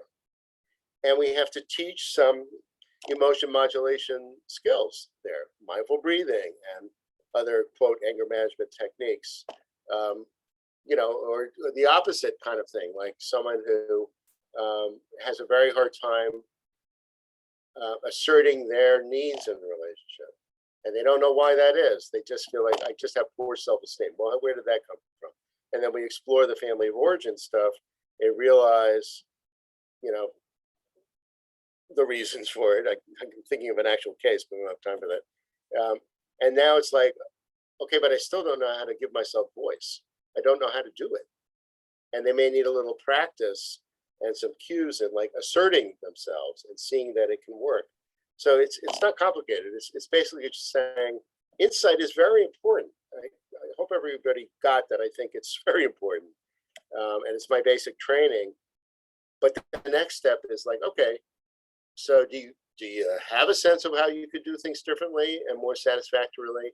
Or do you want some tools that I can offer you about anger management or asserting yourself or being more intimate? I will give you one other example that's really lovely. I worked not long ago with a couple where she was a Venezuelan American and he was a Chinese American. And she was, quite an emotional, expressive person. And he, I don't like diagnostic terms that much, but he truly was like alexithymic. Like he was raised in a very low income, he said, he used the word poor, Chinese American family, where he said the only thing they ever talked about was work and money. There was literally no expression of feeling. He never had an opportunity to talk about his feelings and so forth. It was quite extreme. And so she wants him to be emotional, and he doesn't even, you see, he wasn't like having emotions that he could identify and expressing them. He didn't even know what was going on in there. So it was that level. And, we got some insight about where this came from, that, it was like nose to the grindstone with his family. And now he's quite successful. And he's with this woman in part because she's so emotional, and he's curious about that and he loves that, but he can't do it. So I gave him a very specific practice, and he's a very kind of good student kind of guy. So I said, here, take a little notebook and set your alarms 3 times a day. I want you to write down what you might be feeling, because he wasn't always sure. And I suggested that he get one of those "How am I feeling today" charts that we are always in those clinics, which is now thankfully more multiracial and multi-ethnic.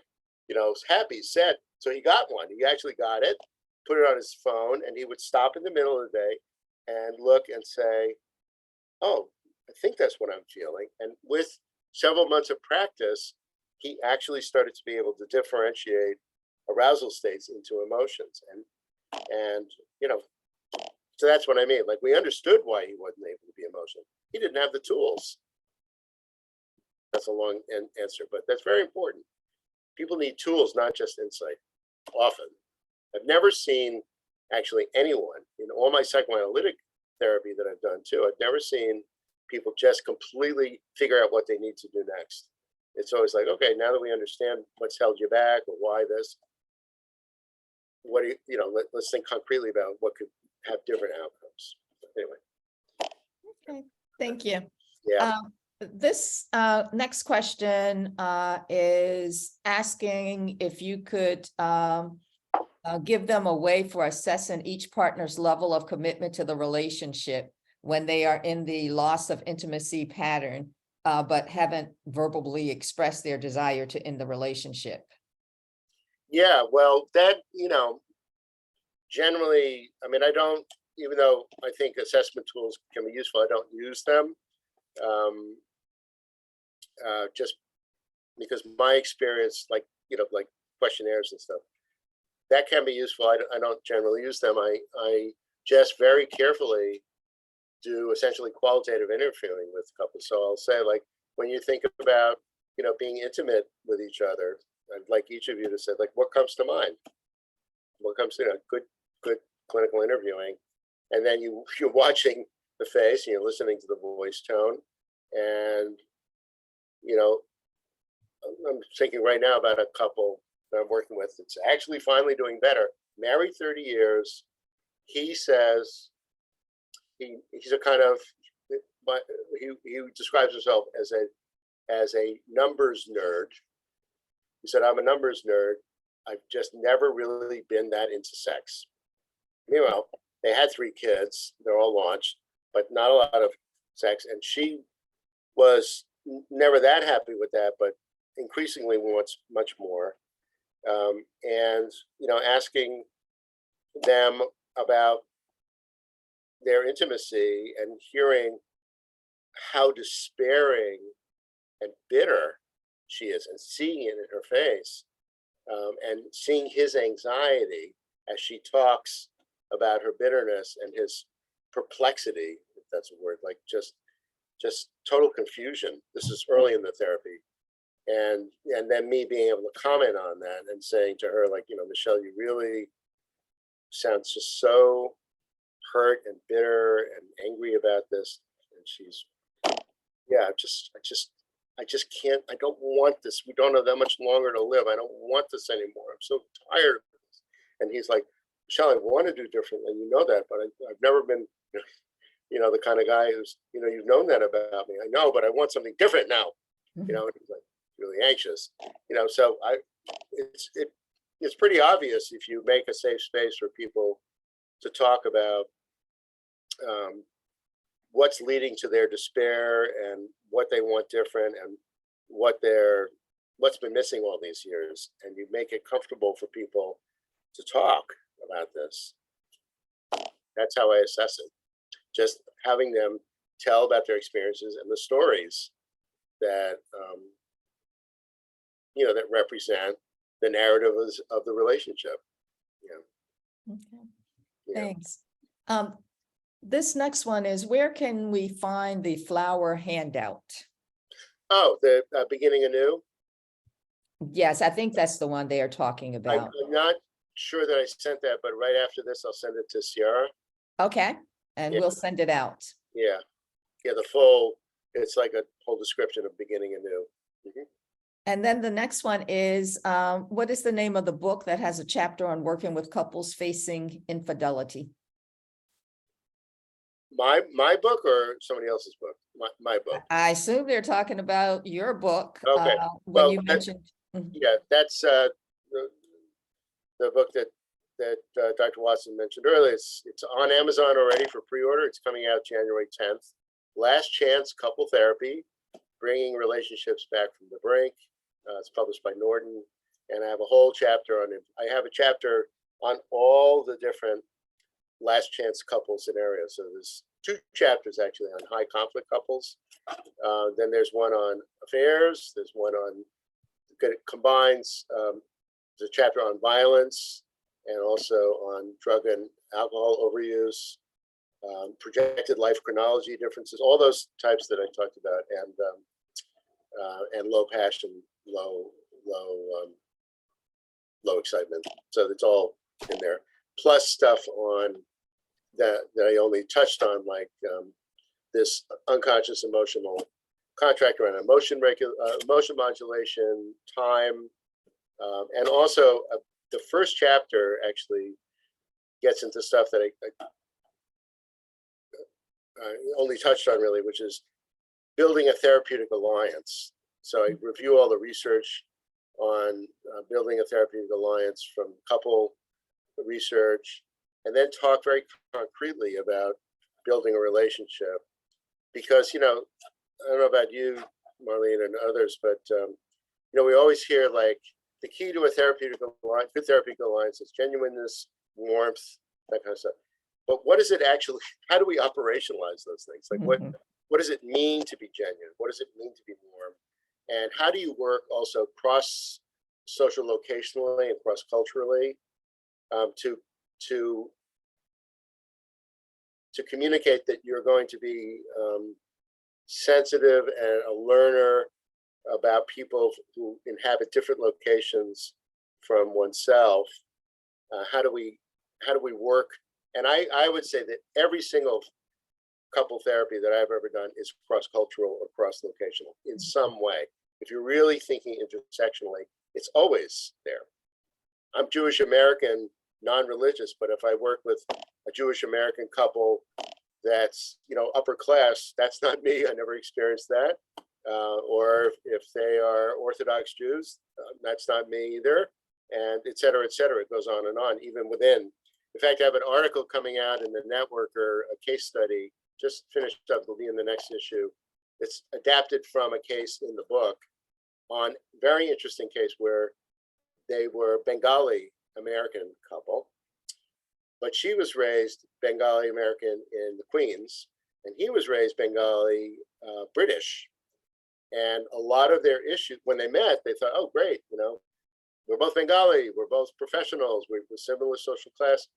And their issues largely revolved around differences in emotional expression and social ability and socializing, where she talked about Bengali culture as being, you know, very interconnected, and there's a lot of talking and hanging out and cooking together. And he would protest and say, yes, I understand that's your kind of Bengali, but mine is British Bengali.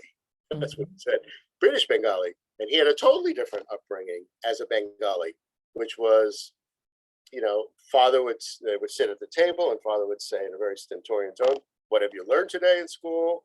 You know, what do you think about this political thing? There was no expression of emotion. He never went to his parents to talk about his hurt feelings. Completely different, but within the same broad culture. So that's why all those things are so important, and I talk about them a lot in the book. Like, how do you develop a therapeutic alliance? How do you introduce culture as part of that? And so forth. Rambling on. The next three comments are saying how wonderful this presentation has been, and thanks to you for that. One person wanted, I'm not going to say their name, even though they put it in since we're recording, but anyway, they wanted you to know that they thoroughly enjoyed this presentation. I'm grateful. Thank you. I appreciate that. The next is, in terms of success rates, what would success mean to you? Really good question. Success doesn't always mean that partners stay together, right? Success would mean also that they come to a more mutually compassionate ending of things and a more peaceful ending of things. That they've tried the experiments of possibility, but it's just not enough. their lives are diverging in meaningful ways, or, yes, they've done a lot of work on recovering from an affair, but the affair partner just cannot digest and metabolize what the other one did. They're going to be co-parents. They're grateful for the skills they've learned, but she can't be romantic with him anymore because just, as an example. So success there is that they've understood what happened. There's been apologies made.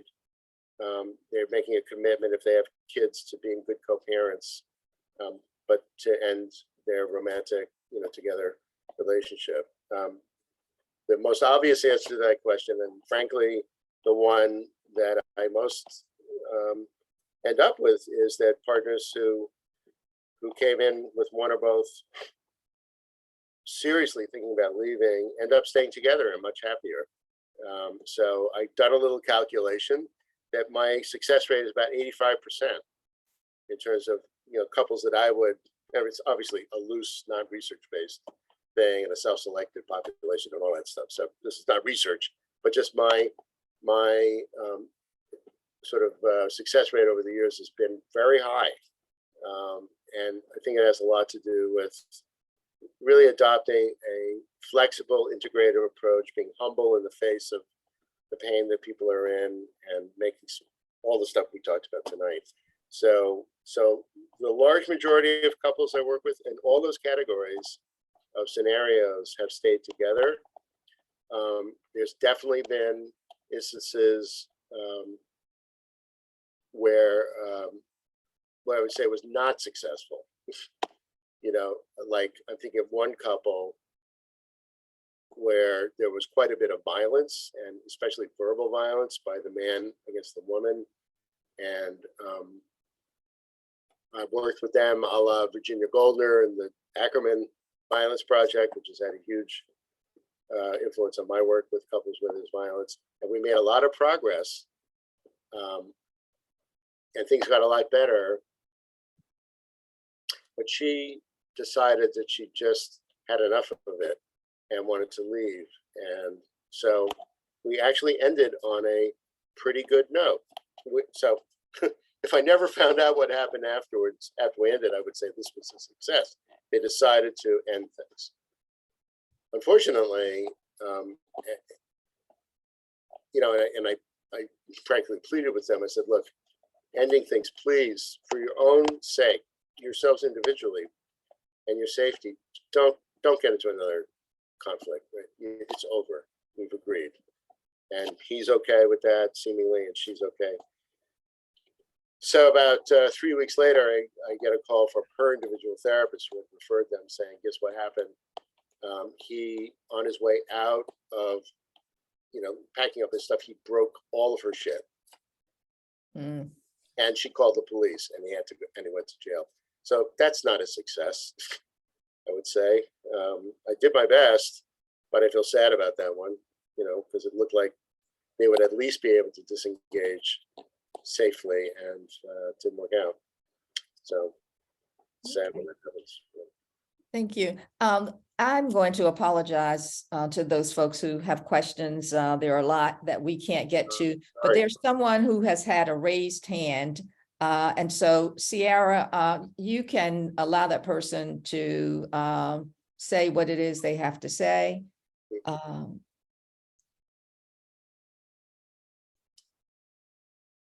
right, Pam, looks like a Pam. Yep, that's what it looks like.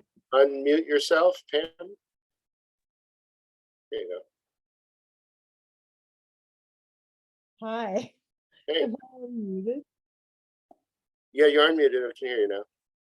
Well, I think what I said is I'd like to share the 2-hour recording with people that I love who are not a Brink, but just in marriages that, like many, approach the brink and back away.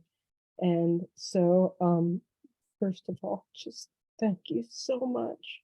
Oh, you're welcome. You're welcome. Look, I know we're out of time, and it sounds like there are more questions. I'm happy to, look those over and answer them in writing. And if you want to send them out, I need it on the weekend. Tomorrow's pretty busy, but I'm happy to do that. So I'll hang out with you, Peter, if you want to answer them. sure, that's fine. Okay. Not going anywhere. All right, then we will go for it then. Okay, that's even better, right? It's on tape. Okay, now, how do you approach couples when they have differences in life chronologies? Example, one person wants to move in or marry, other not ready. Great one. So, of course, the usual response to a question that broad, which is good, and often frequent broad question, is it all depends on the case. But putting that aside, because it really does depend on the particular issue, of course, we want to understand what is keeping a person from not being ready. And there's so many possibilities there, and I've encountered a number of them. Obvious one is they had a previous marriage that didn't work out, and they're terrified of, even though things are going really pretty well with their partner, they're terrified that once they get married, it'll all go to poop again, like it did previously. Or they saw things turn around in a negative way in their families growing up, right? Or they haven't fully committed to being monogamous, and the other partner who wants to move in and be committed is up for that, and they haven't decided yet whether they want to stop, searching for other possible partners. And another one that's interesting, I'm thinking of one very specific couple from several years ago where both of them had, quite good jobs, good enough jobs, right? And he had come from a family that emphasized, financial security and stability and success. And he didn't feel like he was there yet, and he felt like in order for him to feel like he had a right to get married, almost, he needed to be doing better financially. And she was saying, like, look, we're both making a fair amount of money. Like, I think it's fine. But he was under the sway of that old family script that was like, you have to make a lot of money. And so in exploring his family origin, messages about money and marriage, he started to be able to loosen the grip of those old messages from his parents, and and sort of affirm himself as doing quite fine. And objectively, he was making over $100,000 a year. He was doing very well, and had a good career. So it was kind of loosening the grip of the old family script about how much money you have to make before getting married. So that's a more specific example. I think of some other reasons. I hope you get the idea. There's a lot of reasons why someone might be reluctant, and but we could also look at the other side. Like, let's say a couple's been dating for like 5 months, and one partner is like very insistent on, like, we got to tie the knot, we got to get married. We may want to look at that too, like the urgency there. Where's that coming from? And again, so many different scripts could enter into that intensity, right? So there's a problem. Isn't necessarily always with the reluctant one to get married. It can sometimes be the problem with the person who's overeager, given the time frame of the relationship, to get married, and we need to sort of de-emergensize, slow things down, understand where all that urgency is coming from. That's a short answer, medium-sized answer. Okay.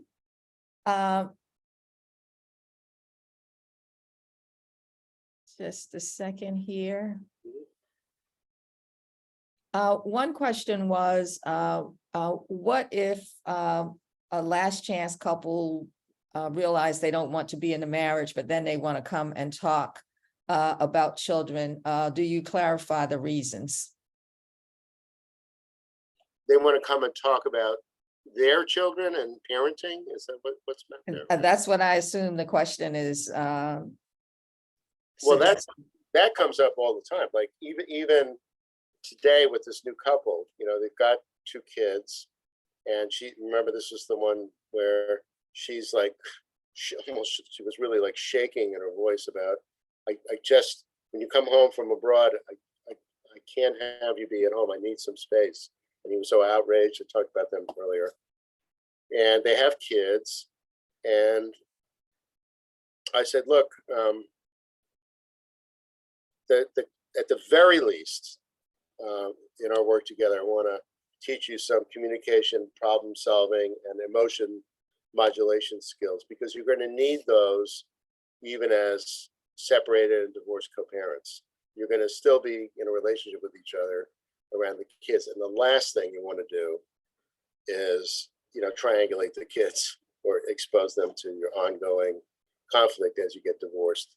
So if that's what the question means, always important. Another thing that I would say, many, many instances with couples where I help them with their marriage, and so they don't keep saying marriage or its equivalent, you know what I mean?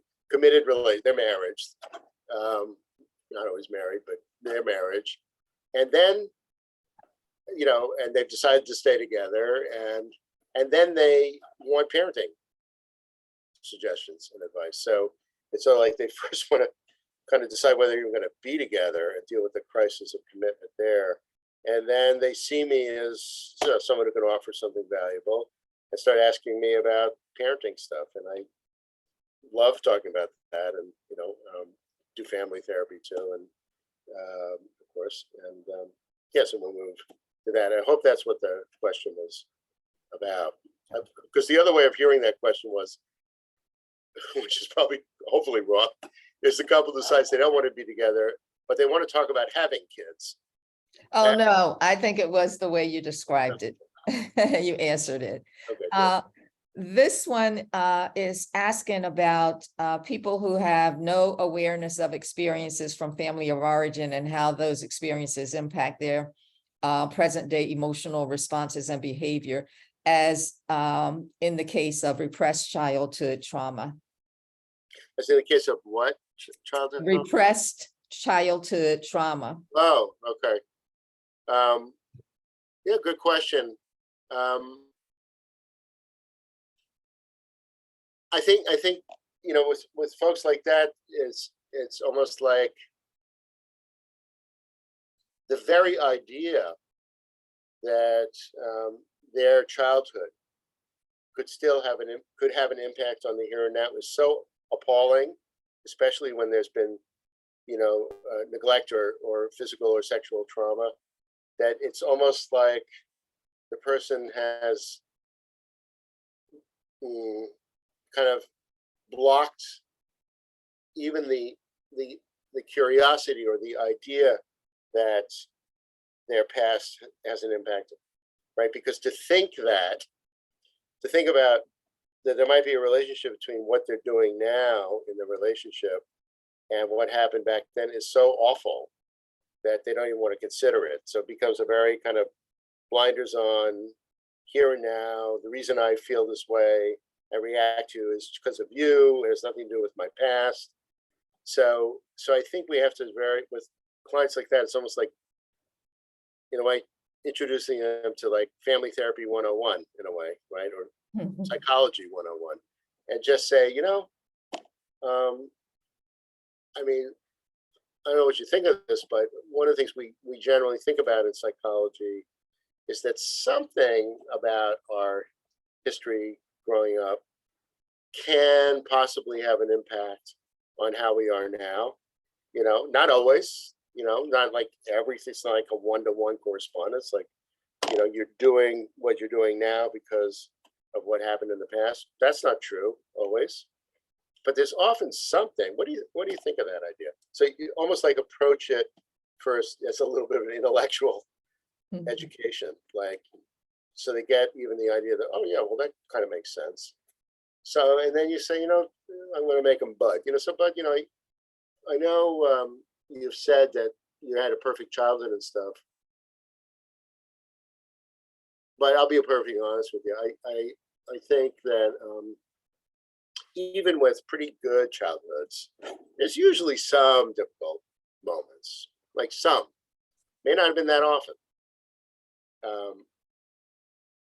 Does that stir up any memory, like times when it didn't go that well with your mom or your dad or your brother? Like, I'm just wondering. So you see how I'm doing this, like very tentative, not, the great, expert who's saying, well, of course your family history has an impact. Like, none of that bullshit. It's just like, okay, you're not sure about this. I get you. So slowly moving into it and normalizing the idea that not everything is perfect in most people's lives, and that's okay. And that doesn't mean you had a terrible childhood either.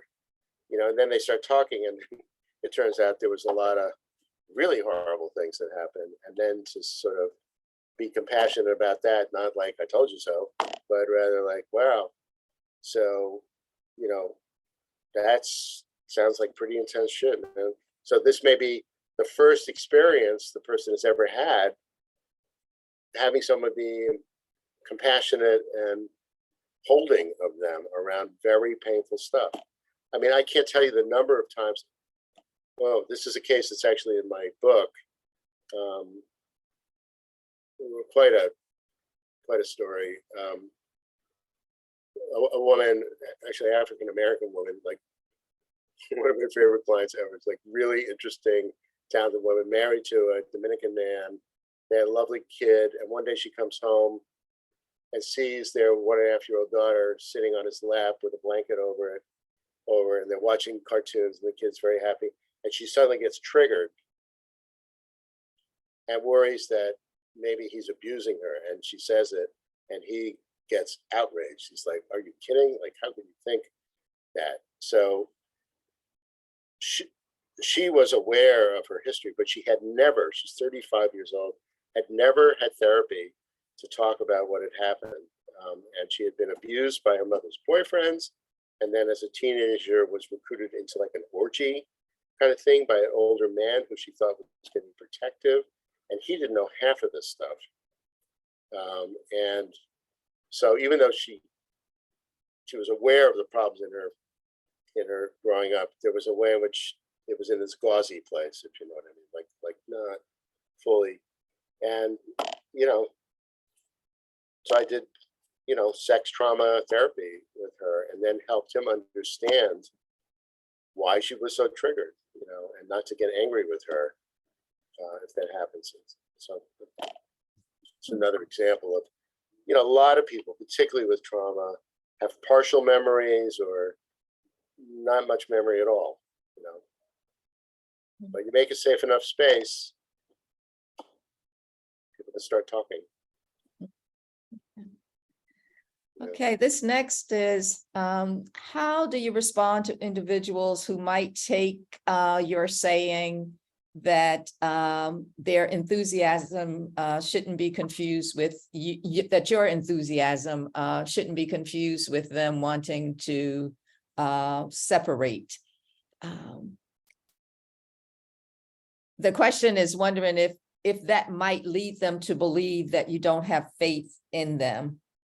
Oh, okay, that's good. Yeah. So now remember that before saying that phrase, I say, look, I got into this field because I, am interested and dedicated to helping people work things out and improve their relationships, couple relationship, family relationships. So I'm biased in that direction towards, seeing the potential for the two of you to stay together and to work things out. That's my bias. But I don't want my bias to make you feel pushed around by me.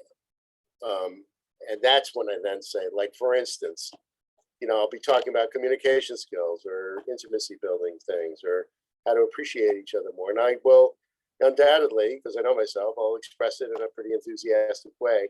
So I'm enthusiastic about the techniques and their potential for you. I just don't want you to inadvertently feel that I'm sort of like stealth trying to keep you together, you know, by being excited about this and selling you that and all that. It's like, I'm excited about the possibility of this for you, but I totally am fine if you say, yeah, it's good, but it's not enough. That's the idea. Like you first name your bias towards keeping people together. That's my bias. I'm not neutral. Bill Doherty talks about this really beautifully in his book, Soul Searching. I can't remember the subtitle right now, but I've referenced it. And in fact, there's a new edition of it coming out, or already has come out in APA Press. Bill has written some of the only stuff really about the ethics of couple therapy in a very useful way. And he says, so this whole idea that we're going to be neutral can be heard as like we don't care. We're caring professionals. We do care, but we're not forcing people to stay together. I'm not a marriage, champion. I'm not here to save marriages in the United States. That's not my thing, but am I enthusiastic about helping people be happier together? Yeah. Am I okay if after we do the best work we can, they decide it's just not going to work out? Yeah. That's it. Okay. But not neutral, because neutral, what the hell is neutral? Like, you've got to care about your clients. In fact, I feel this might be controversial, but you have to find a way to love your clients, even tough ones. I mean, don't forget, I worked with Marcia Scheinberg and Fiona True on the incest project for 12 years. And I, being the only guy on the team, worked with the offending members. That was the toughest joining thing I ever had to do. Working with guys who had abused their daughters, their sisters, their stepdaughters. But I had to find a way to like them in some way. Otherwise, I'm just being a police person, and not therapist. Okay. This next asks whether or not you share your marital status with couples, and if so, does that impact your work with them? I do. If they ask me, I'll say yes, I'm married. And if they ask me if I have kids, I'll say yes. I don't see any reason to not share that. And I sometimes will, actually, this is in that chapter on the therapeutic alliance about how to form a good connection with couples. There are moments where judicious sharing of one's similar experience with a couple is normalizing and helpful. Like, so for instance, classic example, how overwhelming it can feel to have two young kids, right? And I will, before sharing anything about my own history with that, my wife and mine and our two kids who were 22 months apart, now they're much older. I will first talk about the three major studies on the transition to parenthood, the Cowan, Spelsky, and Hetherington, and say, look, it's well documented. You're not alone. That 70% approximately of couples experience a significant decrease in marital and sexual satisfaction after the birth of the first child. That's the data. And so, as much as we hope that having a kid will just be a super joyous experience, which it is, it's also trying and difficult. And so, let's work on things you can do to re-up your connection, even though you're tired and you can't go out as much as you used to. And how do we still create some rhythms of relationship to sustain this couplehood, which is important for your kids too. And, if an example, but if for some reason that's not quite getting through, then I'll say, you really are not alone. Like, I'll just say, like, my wife and I used to talk, usually what I'll say is my wife and I used to talk about the layer cake of exhaustion. That there were 5 layers to the cake, and like we would get some sleep and like there were still 4 layers to go. And people would laugh about that. And I said, so I know, where you're coming from with the exhaustion. That's about as detailed as I get, or around how challenging it is to juggle work and family life. I'll say, yeah, that's something I've dealt with as a person, a busy worker, and, come up with some ideas that I try it out on myself, that kind of thing. Where, just while we're on this thing of the self of the therapist and sharing the self, I certainly talk about my social location in many different ways and for many different reasons, depending on the clients I'm seeing. But there's another part of self that I think is actually very nice to share with people, which is not so personal, but is about your resonance to the things that they're excited about. Like in a first session, I will typically ask the couple, I said, well, before we launch into talking about the challenges that are facing you right now, just so I have a sense of your daily context and what's in your mind and what you're doing. Tell me a little bit about what you do in your work life, or if you're at home right now with kids, what were you doing before that? So I'll ask people about the work that they do, how they got into that, and what about themselves as a person they draw on in terms of skills, sensitivities, talents, to do that work well when they feel like they're doing it well. People like this question because it allows them to metaphorically hang pleasant pictures in your consulting room, even if it's online. Like they can tell you about their strengths a little bit before they talk about the stuff they feel so upset about and shameful about. And it shows that you're interested in them as a whole person and not just as a client bearing problems. But when, let's say somebody says, I'll give you a bunch of examples, something that this is really around joining and just genuineness, if we're going to operationalize that. Like, all right, I'm thinking of a working class guy who I know from the call from his wife was undiagnosed learning disabled and had a lot of issues around that. And I kind of anticipated that, he being a working class Irish Catholic guy, barely finished high school with a learning disability, might be a little intimidated by me, PhD, blah, blah, blah. So thinking that might be the case, I said, so what do you do? What do you do for a living? He says, I'm a boiler mechanic. I said, really? Wow, that's pretty impressive. Tell me about what you do with that. He says, well, and he's already straightening up in the chair a little bit, because I'm not like, oh, boiler mechanic. I'm like, wow, and I really mean it. Wow. And I said, so what do you do? He says, well, I've been doing it a long time, and I go to different big buildings in New York, and I often have to consult with people who don't know how to do it, and I'm kind of known for that. I said, so you're kind of like a master boiler. He says, yeah, you could say that. And I said, I really admire you because if my boiler goes out, I don't know what the hell to do. Like, I am not good at with that shit. Like, something starts squirt, I'm terrified I'm going to fuck the whole thing up. And he starts laughing. But he feels like I respect him for what he does. And I really do, and that made him feel more comfortable with me. And another example would be if I'm working with an architect. When I was a young teenager, I was obsessed with architecture. I still am. And I thought I might be an architect because I was so into it, took drawing lessons and everything.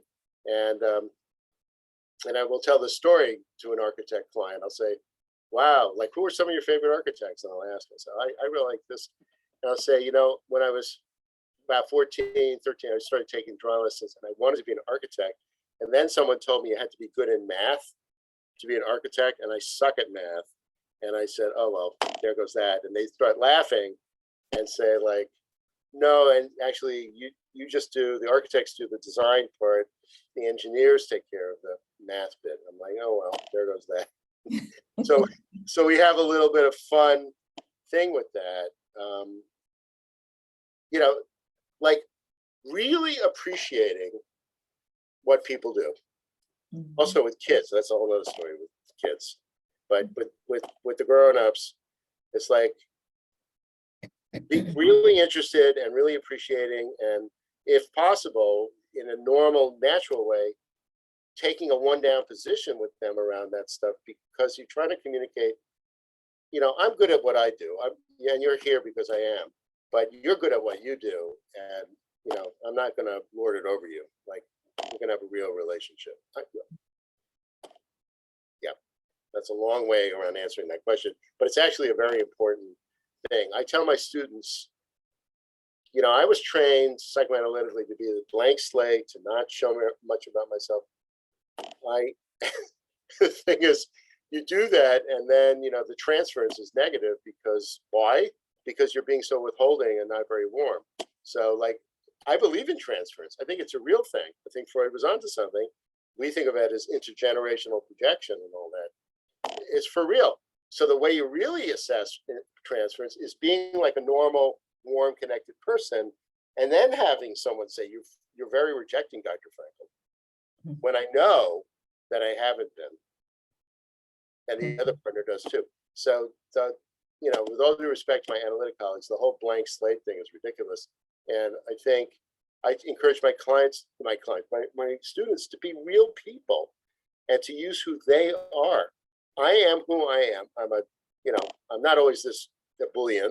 I can be very quiet, folks, actually. But I'm doing a workshop right now, so I'm in my, thing. But I have this side of me. I also have a much more quiet side. Someone else, like, I'll never forget this. Last semester, teaching in my Master in Mental Health Counseling program, we do a lot of role plays. And this very quiet Panamanian American woman, Mariela, wonderful student, Mariela Garcia. So very quiet. And I thought, geez, I wonder how she's going to handle the role play. She did. I told her afterwards, she did one of the best role plays I've ever seen. And she did it in her way, in her soft, persistent way. And it just was, to me, that's like an example. She is who she is. And my job as a teacher is to nurture that flower, that person, not turn her into me or Minuchin or anybody else. Like, people bring their own personal gifts, and we have to develop who we are, not only in terms of the social location piece, that's super important, but also who we are emotionally and relationally. You know what I mean? Do you agree with that, Dr. Watson? I absolutely agree. And, you can drop that, Dr. Watson. I like saying it. We go too far back for that. So, Marlene. yes, that's right, Peter. I absolutely agree. We have this final one, which asks, when a partner feels resentful towards the other and is stuck in this feeling while the other keeps pushing forward, how can you work with that? When a partner is resentful of the other and the other one is pushing forward, Yes. like in the sense of, like, we have to stay together. I'm assuming that's what they are implying with the question.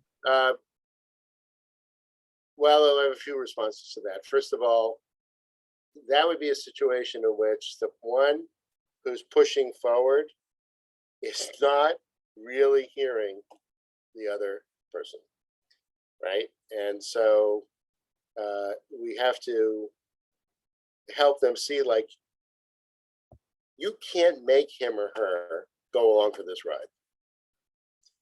The first step is going to be, like, really hearing how she, he, they feel and why they're so angry and resentful and hurt, by the way, about things. And if that's stage one, we can't even think about going forward at this point. That's the whole idea of the liminal space, like suspending talk about staying together or breaking up for a few weeks anyway, long enough so that that pushy one who's like, no, we have to, can really stop and fully hear and feel, using maybe the speaker list technique and all that, or just hear it in our sessions being said to me, how upset this person is and what the history is, and being able to potentially do an apology ritual if it makes sense, right? So, but the other thing I want to say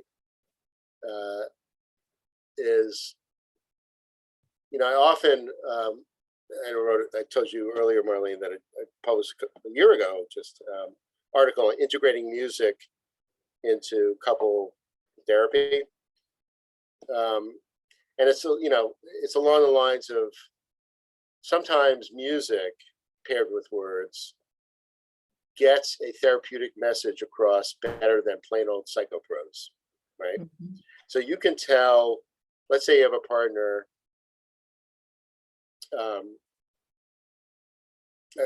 a couple where the woman is like, I'm not sure I want to continue, and I need some time. And the guy's like, no, you can't leave, no, blah, blah, blah, blah. And I will, this happened today, recognize the heartbrokenness and the suffering.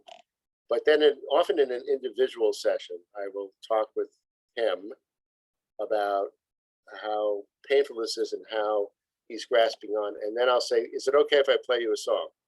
Mhm. And then I will play the song by Sting called If You Love Somebody, Set Them Free, and we'll listen to it together. I've done this many times.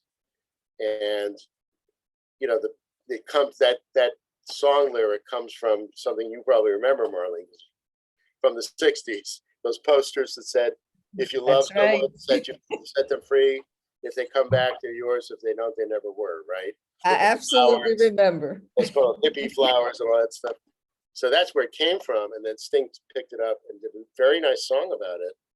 And we'll play this. And often that brings a lot of emotion, tears. And I'll say, look, here's the deal. You have got to set her free in order to have any chance that she's going to come back to you. If you don't unhook, there's no way. Here's why, because she feels forced. And that's been the quality of the whole relationship. There's been a power dynamic, let's say, between the two of you, and she's had it, dude. She's had it. You have to let her go and see if she can, with the help of my therapy with her and her own individual therapist, if she has one or whatever, come around to the idea that if this relationship changed in its structure, the way we're working on together, will she consider freely in her spirit and soul coming back? There's no hope. I want to be super clear with you. There's no hope she's going to do it unless you let her go. And it seems, paradoxical to a person, right? To let the person free. But that's what love is about, from my point of view. It's like we're two souls in the universe and we connect up and we want to be together. But if we start forcing each other to be together, it all goes bad really quickly. Mm-hmm. So love has to be freely given and freely wanted. And so that would be a long, again, answer to this person's question. But it's a very important one. Yes, we have someone with a raised hand. This is absolutely the last that we will take. So Sierra, would you allow Monica to speak, please?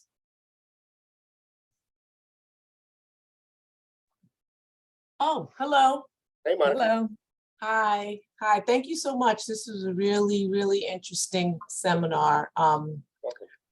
The only question I had was with the African-American couple that you had mentioned earlier, are you still working with them, and are you able to say how they're doing? No, that was several years ago, but you're talking about the couple where they had, like, she wanted to have more free sexual. Yes. Stuff. Yes. Yeah. I didn't get to.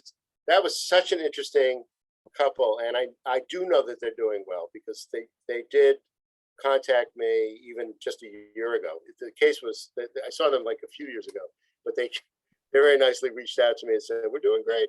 And it was a very short therapy. It was. It was not because they actually described in the book actually around introducing the notion of play and a play space in erotic life. Because remember, this was a gentleman who felt very important to represent Black manhood and be different from his dad, and very serious, and he wasn't giving himself any room to like relax, basically. And they were just buying a new home. They had to deal with the mortgage and the kids and so forth. And she, you know, for all her reasons, was exploring freedom and sensuality. So one of the things that I did that was so simple, and they loved each other, so that was good. Yeah. So they weren't as severe as some last chance couples, because they still did love each other. I mean, overtly, you could see that. Where some people just come in and they look like they just hate each other, right? So they were not like that. They were loving, but at that place of like, we don't know if we can be compatible because she's really unhappy with the sex, and he's really sort of threatened by what she was asking for. So basically, I said, you know, I get the sense that there's so much on your shoulders and to him, and that it makes it hard to have a play space. And, you know, I don't know about you, but I think at its best, sex is like a play space, like a little playground, and very private, and where you and let's call it Sheila, you know, can play and nobody else needs to know about it. And you're off duty as a government employee and as a representative of, you know, responsible Black malehood and all that. Like, you can let that go at the bedroom door and play. And it had never occurred to him, like, to just reframe sex as a place to play. That it wasn't like yet another duty, and he needed to now respond to her increased, you know, range of activities that she wanted to do. And that like hugely freed things up. But I do want to tell you about another, one of the things that was powerful in that, with that couple. And by the way, and as he loosened up, she then didn't need to do like the polyamory thing. She was now satisfied with their, So like her fantasies about polyamory were mostly because she wasn't getting anything really going on with him. And once he relaxed and they started having great sex again, she was like, I don't need to go anywhere else. This is great. So, you know, like sometimes we have fantasies, like maybe what I need is like sex with the Martian, like, you know, it's the humans are just not doing it. So, you know, like, and then was like, no, actually Martians, we don't need Martians, humans are okay. So we you know what I mean? I'm being silly, but there was another moment with him that I do want to share in terms of like a useful white therapist, African-American man moment, you know, where I was teaching them the communication skills, and, you know, I teach mindful breathing and Qigong, like, you know, these movements I talked about. And he said, oh, I've been doing Qigong. I like Qigong. I said, wow, so very few people know when I say Qigong, know what I'm talking about. How have you been involved with Qigong? And he said, yeah, no, I think it's really great. And, you know, and he was struggling with how to be relaxed enough when he came home to be fully present to Sheila and the kids. And like, he'd come from work and be still stressed out. So I said, anticipating what he would say to me, but I wanted him to say it to me rather than me say it. I said, well, what do you think? You know, is there like maybe a park along the way coming home where you could do some Qigong before you got home? And I thought to myself, I bet he's going to tell me that as a Black man doing Qigong in a park, he's going to attract police attention. And sure enough, he said, well, Peter, maybe, you know, as a white guy, you can do Qigong in a park, but if I do that, I'm a tall Black man, the police are going to come. He said it actually happened to me one time. I was doing Qigong and these white cops come up and say, what are you doing? I said, wow, that's fucking deep. That really fucking sucks. That pisses me off. You know, I said, you know, I have to say, I thought you might say that, but I didn't want to say it for you. Like, yeah, it's fucked up. So then we came up with a thing where he could have a little time at home, you know, as part of the decompression thing, to do some qigong and do some other relaxing things before, you know, getting fully involved with the kids and the family. Just a little time for him to take off the armor from the day and relax a little bit. So didn't want to tell that story because it was. Well, Peter, this has been absolutely phenomenal. Thank you so much. I appreciate you and your work. And I think the participants have greatly benefited from it, based on some of the comments that they've made in the chat. And we still have 42 participants with us, and we've gone over. So thank you so much. I appreciate it. And I'll be in touch. Thank you. Thank you all. And thank you everyone for joining us. Our next lecture series will be on November 17th. So please, if you have not, sign up for it. We have Hugo Manga, who Kamya, I'm sorry, Hugo Kamya, who's going to, yes, be presenting. Don't miss that. Hugo is amazing. Yes, yes. That is a non-met. No. Hugo is great. Yeah. Yes. So we look forward to you joining us for that. So